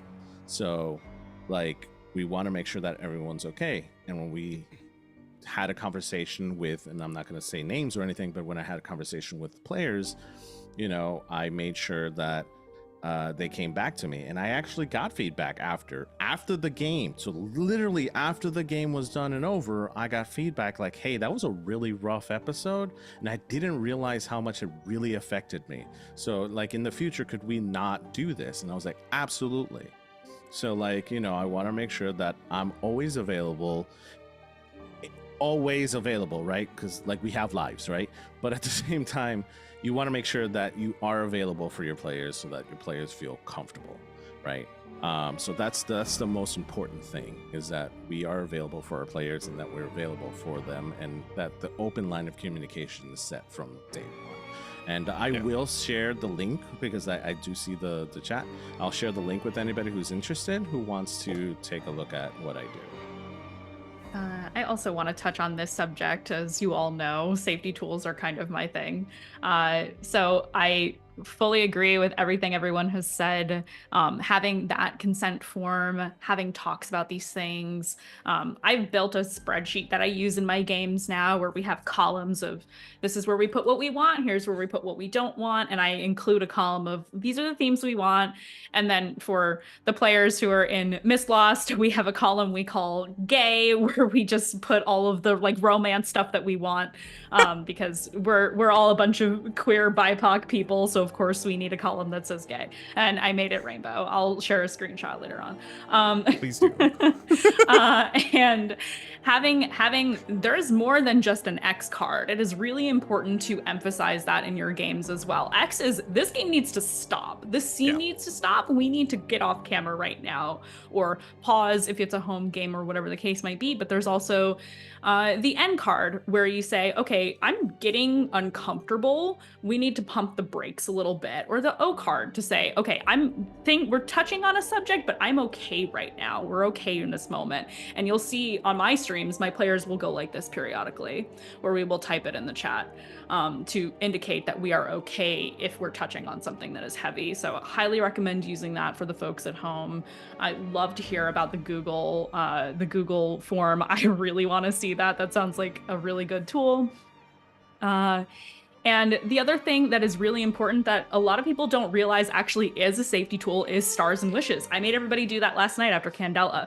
Sit down and talk about the things that you enjoyed about the game, what you want to see, because that in itself is a safety tool, because you're checking in, because if you don't have anything good to say during stars and wishes, something went terribly wrong with the game that you're playing. And that's another conversation that would need to be had immediately following. This counts as like decomp time. I saw in chat, Rosie mentioned that North does really good decomp time after his games. So all of those things are extremely important, especially in this genre.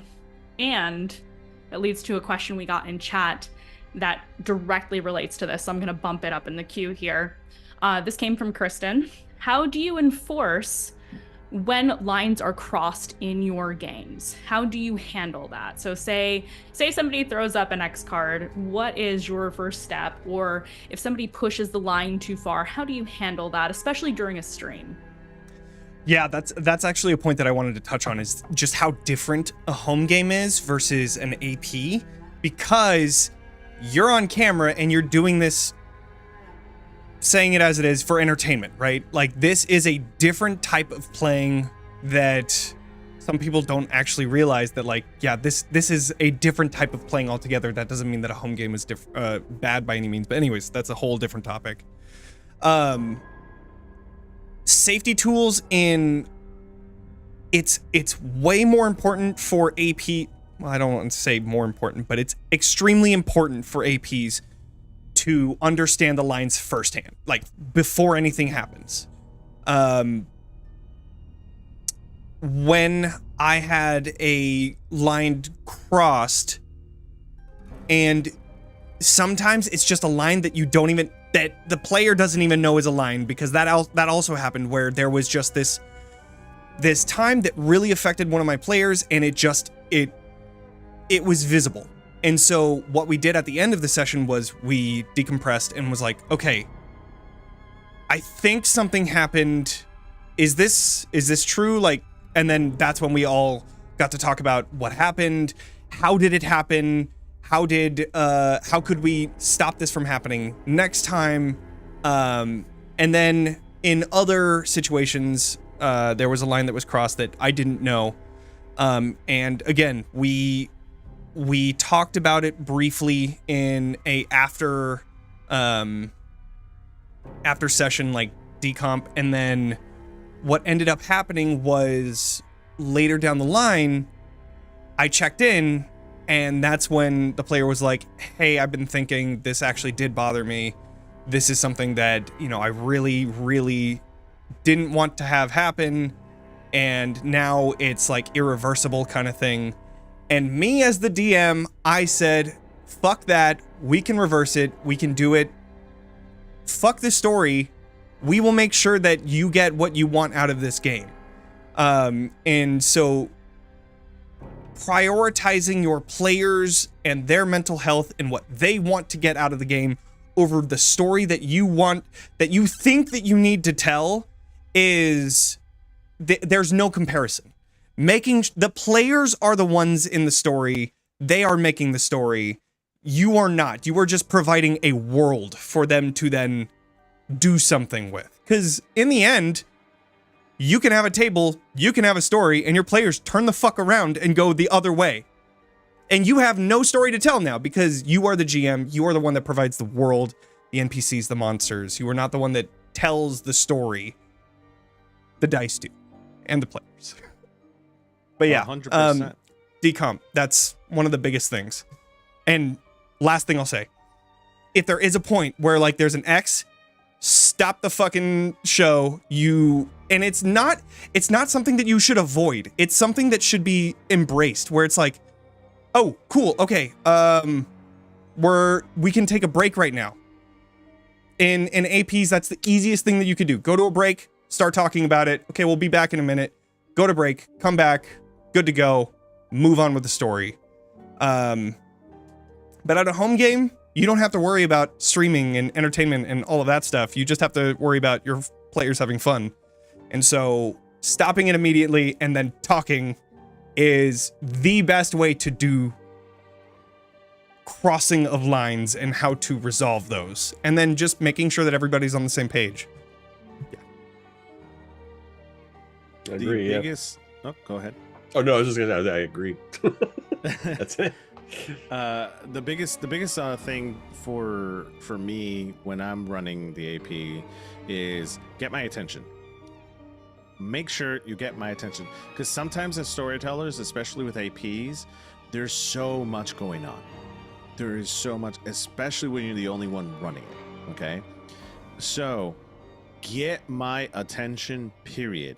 So if this is one thing that I like to make sure that I tell all my players every session, get my attention. Have one of the players do something to get my attention. So if it's not even the player who's being affected, but the other players are paying attention, we're all at the same table.'re all going to eat. We're all going to do things together.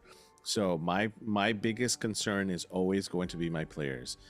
I've been very fortunate that I haven't had a situation where there has been a line that's been crossed. However, in certain situations, if that were to occur where we got really close, my biggest thing is to write to my players while I'm in there, letting them know, I see you, I understand you, how are we doing? Do we need to take a break? Is there everyone okay? I'm asking a lot of questions behind the scenes to make sure that my players are okay. And if everyone's like, yep, I was just in the moment, I'm okay, I'm fine, like, I was in character, especially if it's a very intense scene, I want to make sure that happens. I'm very blessed to have players say that I have a very good decomp session, because decomp for me is very important. I will stay on as long as you need after a session to make sure that the connection between your player and you are disconnected, so that you are back in your own mindset as a person, and that your feelings are separated from the character, because it's really important that you get back into your own mindset and not the character. Vicarious trauma. Yeah, and I've hated personally when I do an AP, and this is not a ding at anyone or out there, but like if you do that where you immediately cut off everyone right after the AP, I probably won't come back, because I like a session where we can sit and decompress for as long as we need, right? Because I get into character. I will get into the skin of my character, and it takes me a long time for me to like really separate my character from like Norfolk, right? So like I really do try to take some time away. I'm not saying that everyone should be like me and sit there for 4 hours after a session because you just love your players and you eat the shit afterwards. But like, I do like to say, take some time. It's very important that the GMs out there really take time to talk to each other, really take time to like decompress with your characters and with your players, because it's really important that the separation is done, so that doesn't occur. Again, saying the same thing with Johnny is like, you want to make sure that you cut things off, go to break, but again, sometimes you miss it because there is so much going on, right? And if you do, the best thing to do isn't to freak out on stream, but to take your time, be like, okay, now we'll go back to a break, and really take the time during that break to talk to your players.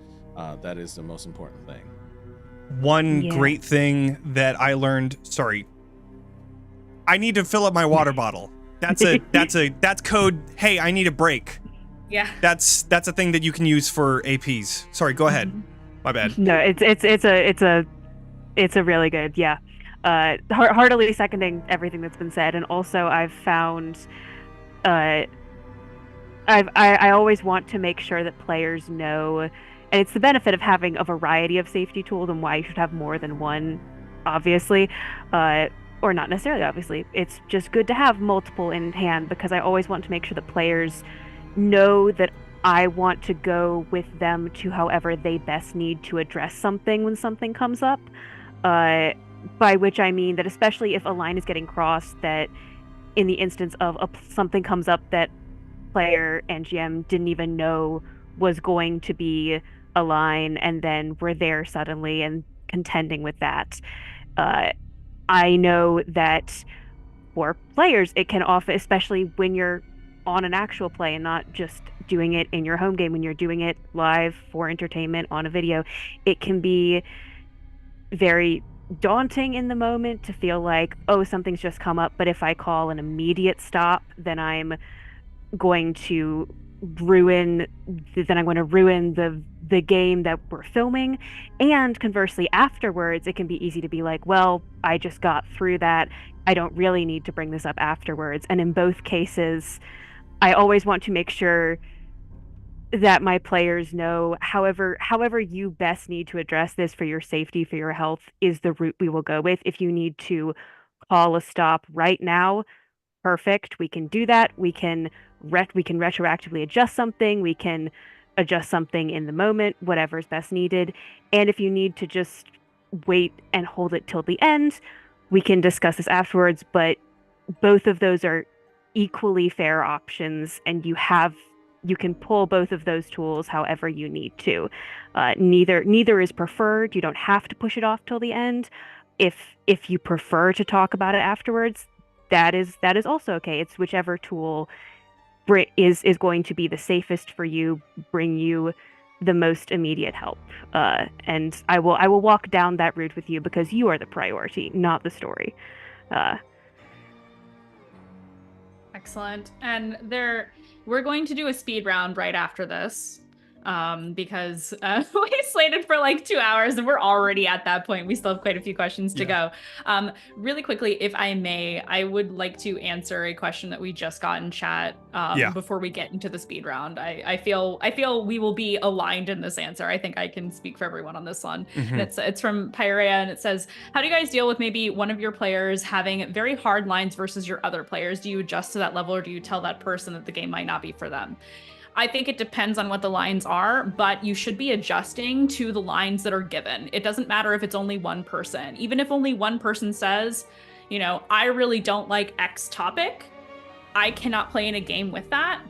If you've recruited them for that game and you want to be at that table with them, you need to respect that boundary, and everybody needs to respect that boundary. And I see a lot of nodding, so I feel that's a really easy one to answer. You either respect it, or if it doesn't gel with the rest of the group, then it can be okay to say, okay, you know what, we're planning on doing things that involve this at this table, so if this isn't for you, then perhaps we should bring somebody else in instead, and have that conversation, have that frank conversation, because being honest and upfront about it is the best thing you can possibly do. Not all games are for all people. Not all games are for all people. And it does depend on like the situation. Like, is this your brother? Is this your best friend? Is this whatever? There's a lot of things that determine how you should approach it, but honesty is definitely the best policy, because always, you don't want to be dishonest, because then bad shit happens later. And the only thing that I wanted to say is you need to put your boundaries up. You need to make sure that you tell, whether it is during or after, there needs to be some sort of a thing that you are that said. Otherwise, the same result. I don't know if this table is right for you, because we are going to continually cross lines that you don't say about, like that you need to communicate those, because then it ends in disaster, and then it ruins the fun for everyone. Yada, yada, yada. Anyways, speed round. Okay, speed round. Okay, we're going to start now. And if there are more questions in chat, we will try to get to them, but I'm going to give us about 30 minutes to finish some of these questions, which means we got to keep our answers quick. I know a lot of us are very wordy, like myself. So we're gonna. I'm not even gonna say North because I know I talk a lot. So first one, what is your favorite canon, rival, or adjacent faction in the universe of Candela? Or is Candela your favorite? Candela can be your favorite, and why? Eons. It has to be Eons. It's so fucking cool. The mad science is just such a fucking cool concept, especially in the 1900s where you could just go fucking wild. It's great. I made zombies one time. It's awesome. Unabridged. I think Unabridged is unabridged cool. are very fun.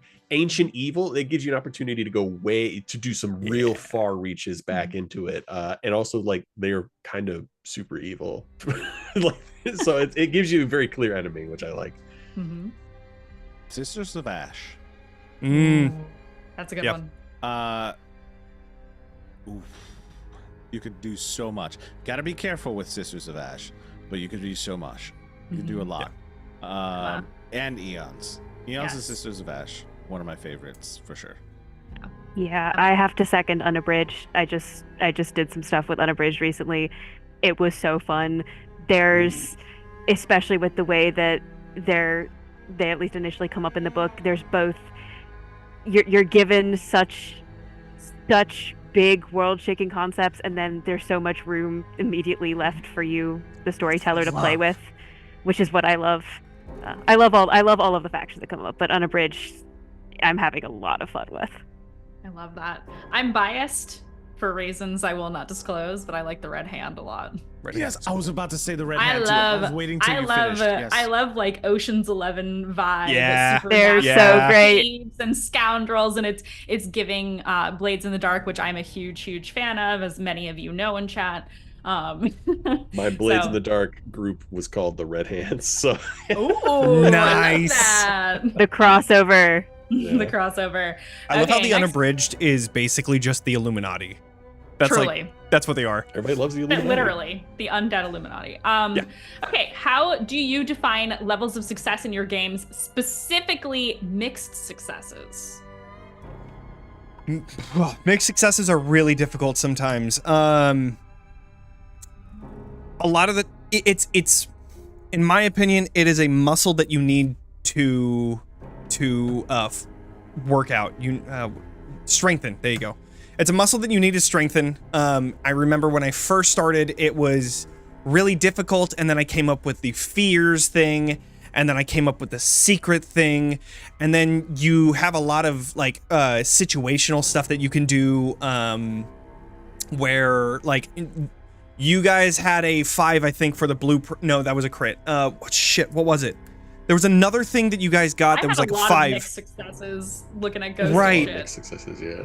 I can't remember. Oh, that's right. Ryan, Magnus was trying to spot something that on Dr. Oh my God, it's gone Agatha. now. Not Agatha. On The white glove lady. Yeah. yes. I fucking helped wrote Blanking it. on her name. Anyways, Dr. Montgomery. Montgomery. Yeah. I Okay. say getting my notebook out. Bridget. It's me. I'm the note You taker. you had a mixed success, and then you were able to see that there was a symbol on there, but you couldn't see what it was. You could see that it was circular. It was too far away. So that kind of a mixed success. Like they get something, but they don't get all of it.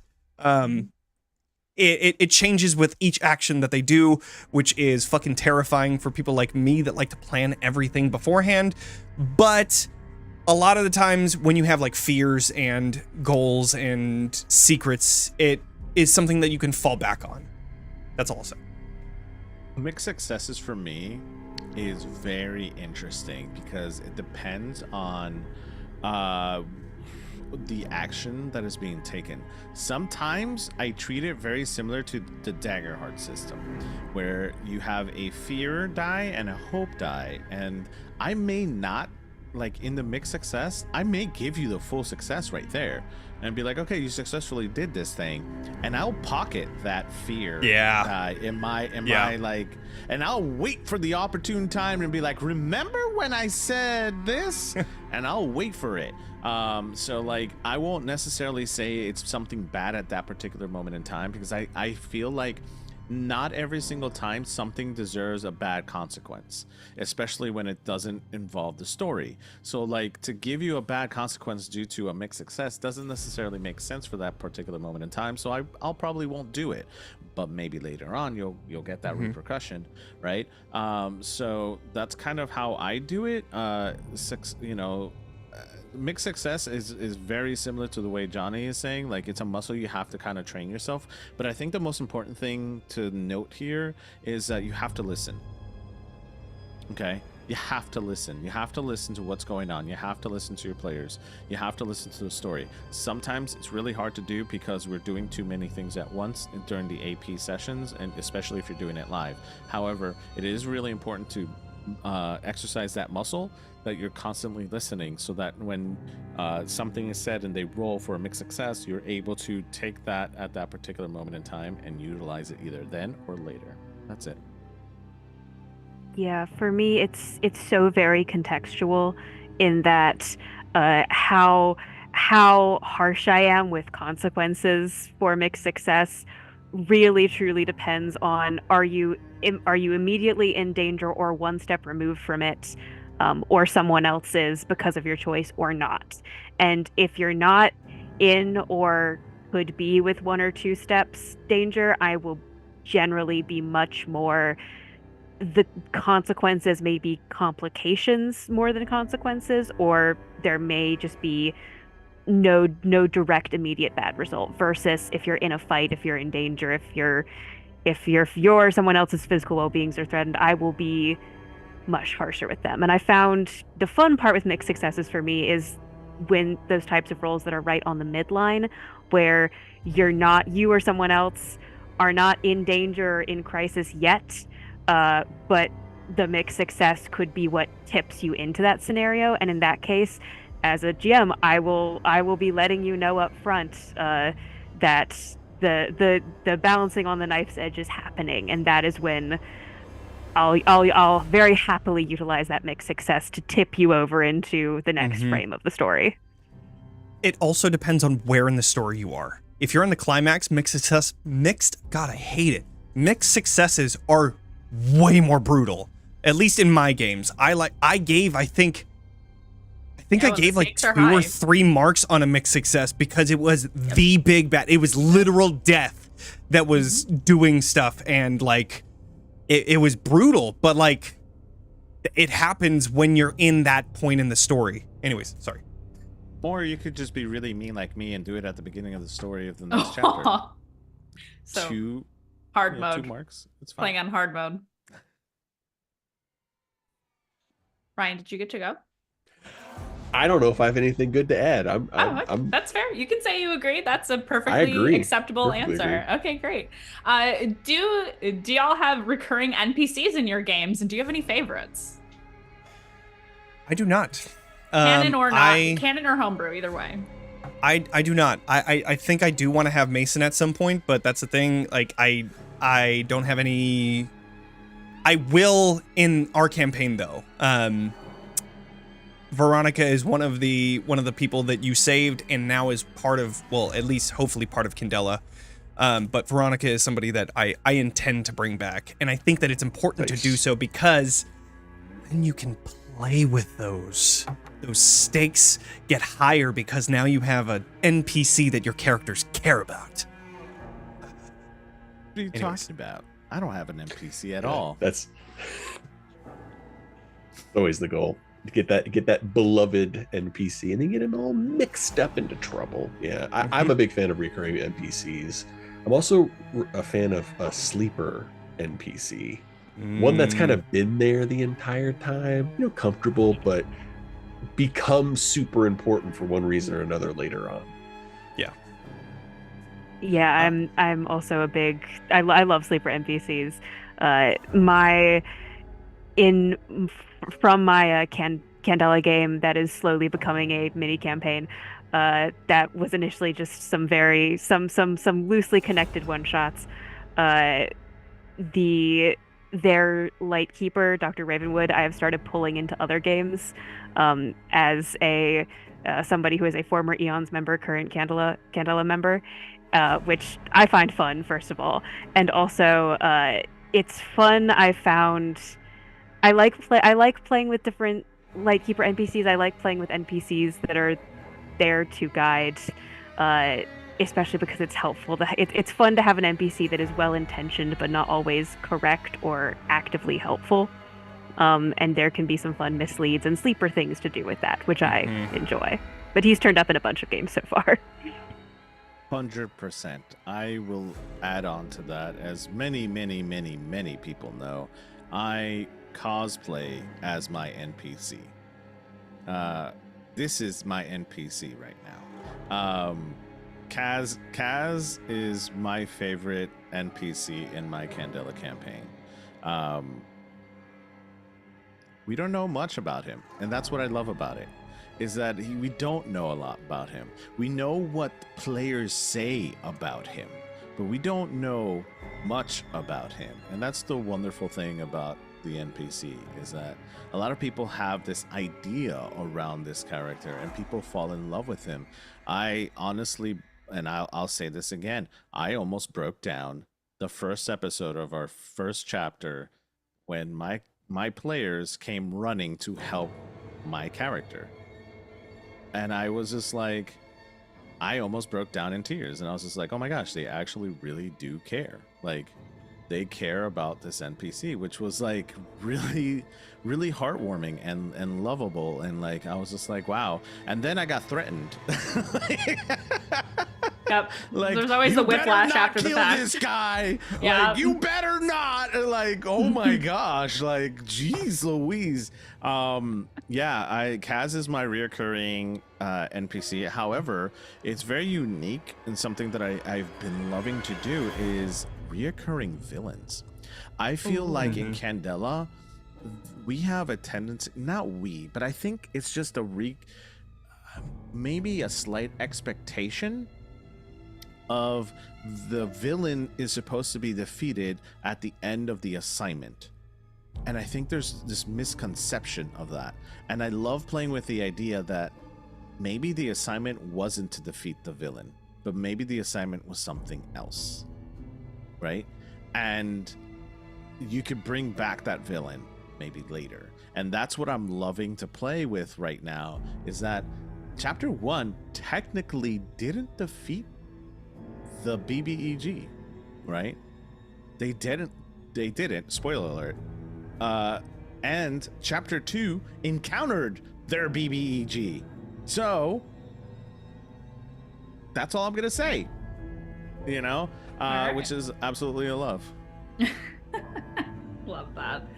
How do you all prefer to handle downtime in your games?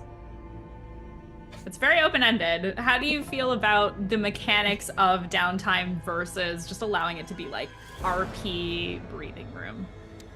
I maybe put this list on myself. I haven't had downtime yet. So one of the things that I think, soon. One of the things that I'm thinking is pairing a little bit of downtime of important moments that need to happen on screen or at a table, front loading that into our next session, or doing, like I said before, a 0.5 session in between to just kind of talk about, you know, some of the same stuff that we were talking about this entire time, of like themes that you like to see in this next one, themes that you really liked in the previous one, stuff that you didn't like and you don't want to see any more of. And then we can go over Candela resources. Do you use stitches? Do you use refreshes and stuff like that, training? And then kind of just talking about I as the GM know when the next assignment is going to be handed to the circle. What do you think you do in this span of a month, 2 months, whatever?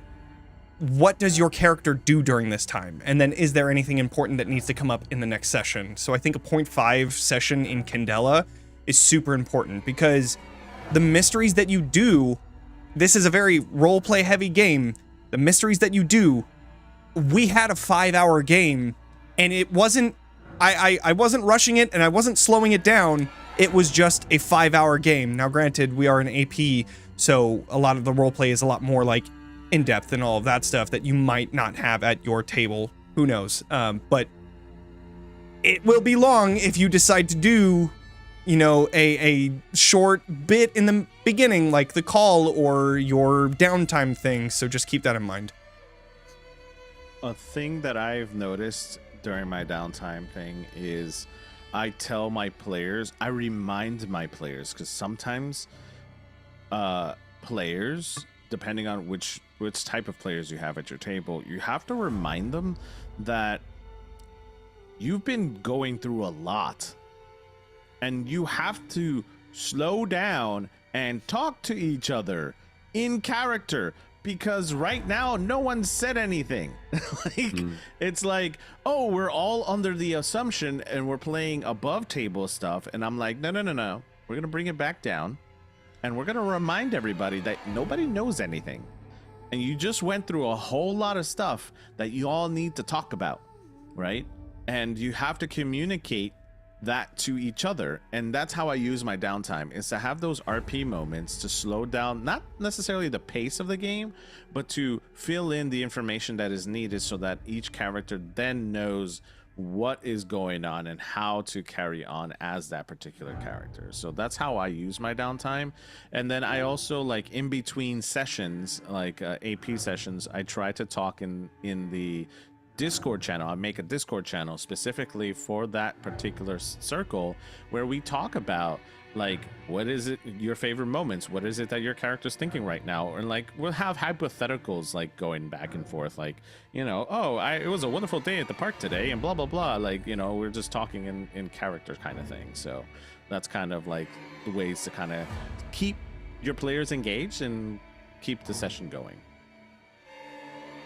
Yeah, it's such a lovely interstitial tissue to use for either a button on a session that has just occurred or a prelude to things yet to come, or both. Especially if you have the opportunities for both, it's fun to interweave both. The stitch, refresh, train mechanics of downtime, I remember encountering them for the first time and going, oh, this is just a wonderful ability for me to immediately pitch character moments to people, because if you're taking one of those, I want to ask you, how are you doing that? How is your character doing that? Please, you tell me, I will lead where you will follow. And then also, especially if I know what's coming up, it's the more lead time and foreshadowing you can do, especially for a Candela mystery, I feel like the better. It's fun to have things that are built in with that lore if you're doing a ongoing campaign or series. So setting things up, dropping hints, making it clear things that are unfinished that are coming up later. Yeah.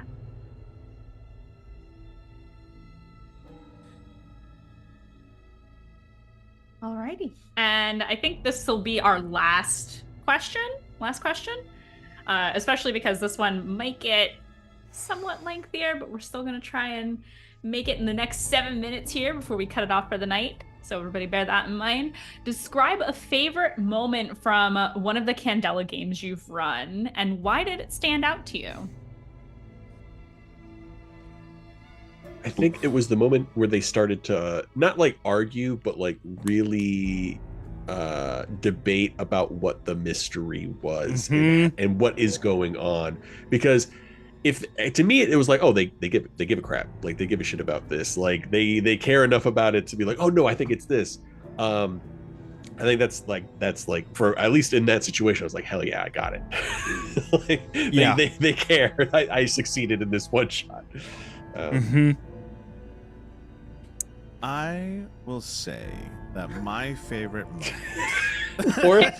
Outfit changes in the middle of this is beautiful. This is absolutely beautiful. Shad is doing this. All right. I actually am wearing my favorite moment. My favorite moment was recently within the campaign. I had a lot. I can't say it's particularly my favorite moment, but I think this recent one is my favorite moment. Was a scene in Chapter 2, Episode 2, where I take the players to a masquerade ball. And The Masquerade Ball had a moment between two characters, which was very essential to tell. And the way that it was told was absolutely beautiful.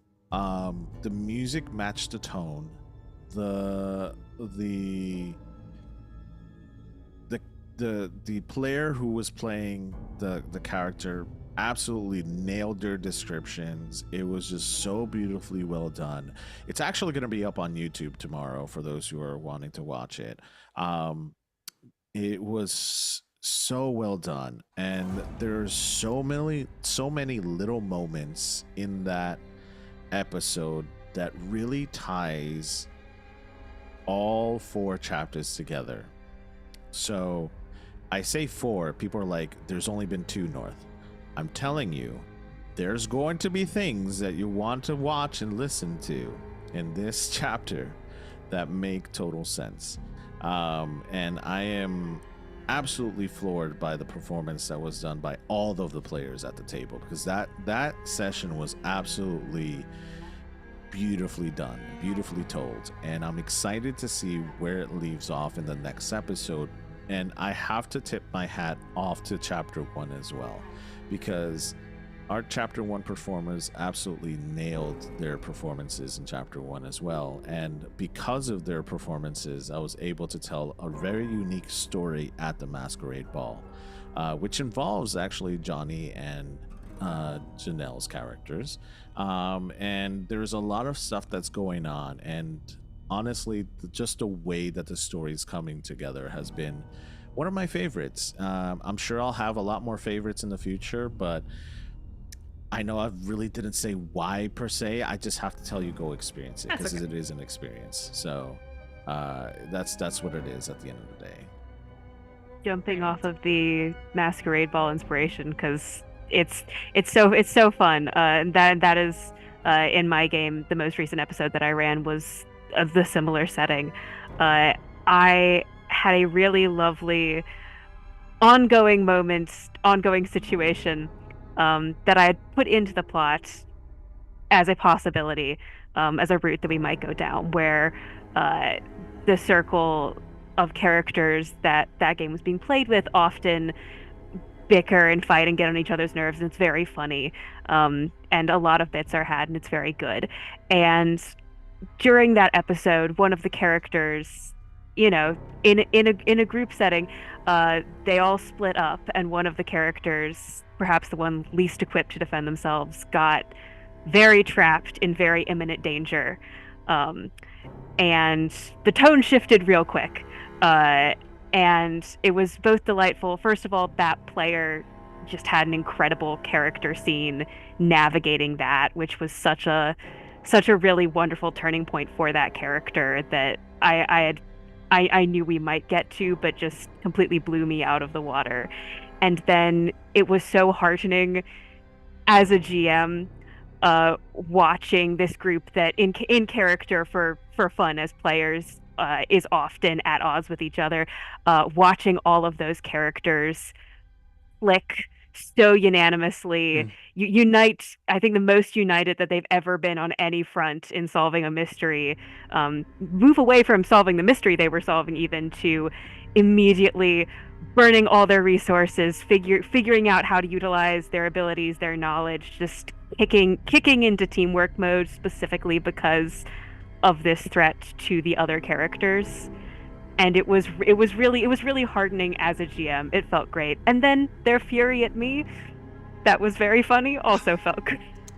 Eat that shit up. One of the nicest parts of GMing being that you get the simultaneous, I love this NPC in this world you created, and then you also get the fury of if anything happens to them, which is a weird double space to live in, and I love it. I have several favorite moments, but I will. Okay, I'll do 2. One being North. You were in my one shot, and the climax of that story was so fucking perfect. It was so perfect, and his character had failed on a move roll and was pulled into a portal as it was closing, and it it amputated his leg because of it. Which one of the things that he was doing as like a defense to make sure that people would underestimate his character was to have a cane and make it seem like he wasn't, able-bodied. And so what ended up happening was, in the end, it goes full circle, and now he is an amputee and now actually disabled. And so I think that was like a great poetic moment in general, just for that character to come full circle back to that. But then the one of my the most recent one that we did just last night was Craig did such an incredible performance in bringing his backstory into the final moments, where the literal representation of death, the thing that he has been chasing after for years, now is confronted with this directly in his face, and he freezes. And just that, like, doesn't run away. Even though you would think as like a person, I want my player to survive, but he specifically says he freezes, and that gave this thing a chance to then put its hand onto his character and start draining the life from him, and like he aged like 10 years because of it. And that was like the first time that I gave 3 marks for anything. But yeah, that moment will forever be in my mind. And then there's a few other ones that are great, but there's also some backstory moments behind it too, so I can't say anything. But yeah, so many good things. We're getting up on time though, and I really want to hear what Ryan has to say. Ryan already said. Oh, I thought you had more that you were going to bring up. I'm so sorry. No, yeah, just that it wasn't anything like, honestly, it was kind of a boring adventure, but it was the fact that they were curious enough about it and loved it enough that they were kind of debating about the thing. I felt like, oh no, I got it hooked. This is good. I was reading it wrong. I thought you had more to say. So that's our last one for tonight. We went a little longer than we anticipated, but hey, great conversations, everybody. I want to say thank you to everybody for participating. Thank you, chat. Really love to hear everybody's answers and see everybody bantering in the chat. So we're gonna do outros really quick. So we're gonna go round robin once again, same order we went in before. Who are you? What do you do? We're gonna start with North. I'm a guy on the internet that does things. But seriously, I am one half of Twisted Fates. I am the executive producer / owner of Twisted Fates, and I am your poppy, not your daddy. Get it right. Poppy. Poppy. But seriously, I'm excited to be here. You will find me everywhere on the internet as Twisted Fates Productions or as Northwolf 911, and I will be at Gen Con this weekend doing a world building panel with the one and only lovely Rowan Hall, also the lovely Run DMG, who is also in this, and myself, along with the Hype Goblin and the Noir Enigma. So I'm really excited to have this world building panel. It's going to be really awesome at 12 p.m. on Saturday. We will try our best to record it. I'm not 100% sure if it's actually going to work or not, but we're going to do the thing. I will be there throughout the entire week of Gen Con. So if you see me before I see you, please make sure to yell my name before you tap my shoulder and get knocked in the face. It is a reaction due to my being a veteran. So please do not tap my shoulder unless you say my name first. So it's just a knee-jerk reaction. I don't mean to do it. But I am really excited to... Yeah, there has to be context behind it, right? Yeah. But in all seriousness, though, I am very approachable. Please let me know that you want to talk to me. I would love to take pictures. I love to talk to people. I love to hang out. Me and Ryan are probably going to be hanging out a lot, and most likely seeing Johnny and tags along, and Mandy if she tags along. So anybody else who's there who wants to tag along, I'm more than happy to do so. So I usually end up being alone in the beginning and then having a large ass group by the end. So I love that shit. So go for it. Excellent. Next up is Emma. Hello, Emma, TTRPG player, GM, also voice actor, a lot of different things. You cannot currently find me directly any single place on the internet, though I do need to work on that. But you can find a lot of my work on places, especially Girls Run These Worlds, Nerds with Dice, and Breathing Space for voice acting. And you will be able to find me in person. I will also be at Gen Con over the weekend, running games of Wanderhome with Possum Creek Games, and then especially on Saturday, I will just be around. So if you see me, please say hi. I'm very excited. Yay, so excited. So excited to meet all of you guys, not to get derailed, but next up is Ryan. Hey, I am Run DMG. I make all sorts of memes and stuff, TikToks, Instagrams, all that stuff. I'm also going to be at Gen Con. I don't know, doing lots of stuff, trying to get as much free things as I can, as much swag as possible, begging people for money, that sort of thing. Content creator stuff, and hopefully playing some games with some friends, hopefully hanging out. And yeah, if you find me on the floor or wherever, feel free to say hi. And Johnny. I don't know why that broke me, but that's just fucking hilarious. All right. Hi, everybody. It is. I'm Johnny. I also like free shit, so throw that out there. I am Talking XP. I run all of the socials and stuff like that. I'm mostly a GM on this for the rare occasions that I'm not. I love it. I run Candela. I run Ravenloft Misfits, which is a Curse of Strahd actual play on Mondays, usually. We're getting towards the end here, and so we're hoping for an October end. It's gonna be great. I have a How to Play Candela playlist on YouTube. It'll be whenever this is posted on there. It'll be in the same playlist. You can check that out, as well as many one shots that I have run. I don't know what else. So, oh yeah, I'm going to Gen Con. Say hi, please. I like saying hi to people, so just come say hi. Yeah.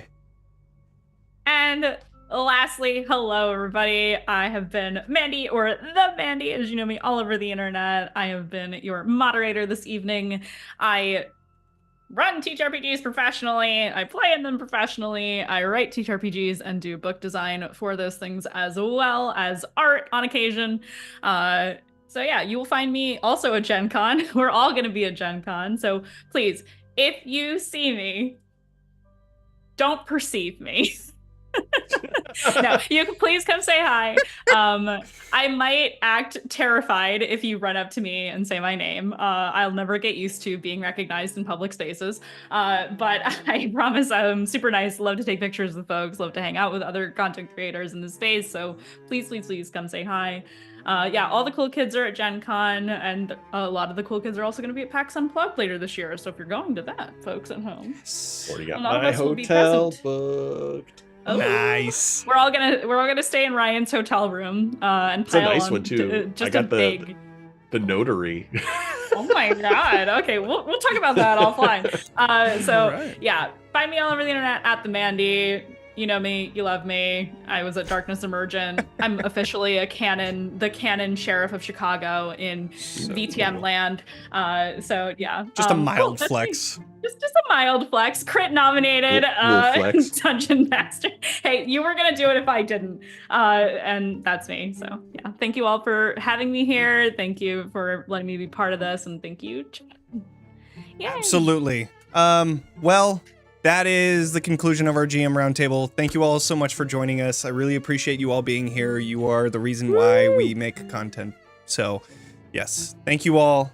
And I don't know, stay spooky, I guess. Stay spooky. Yeah, stay spooky, everybody. It is bye, Halloween everybody. season officially. Bye. Yeah, bye.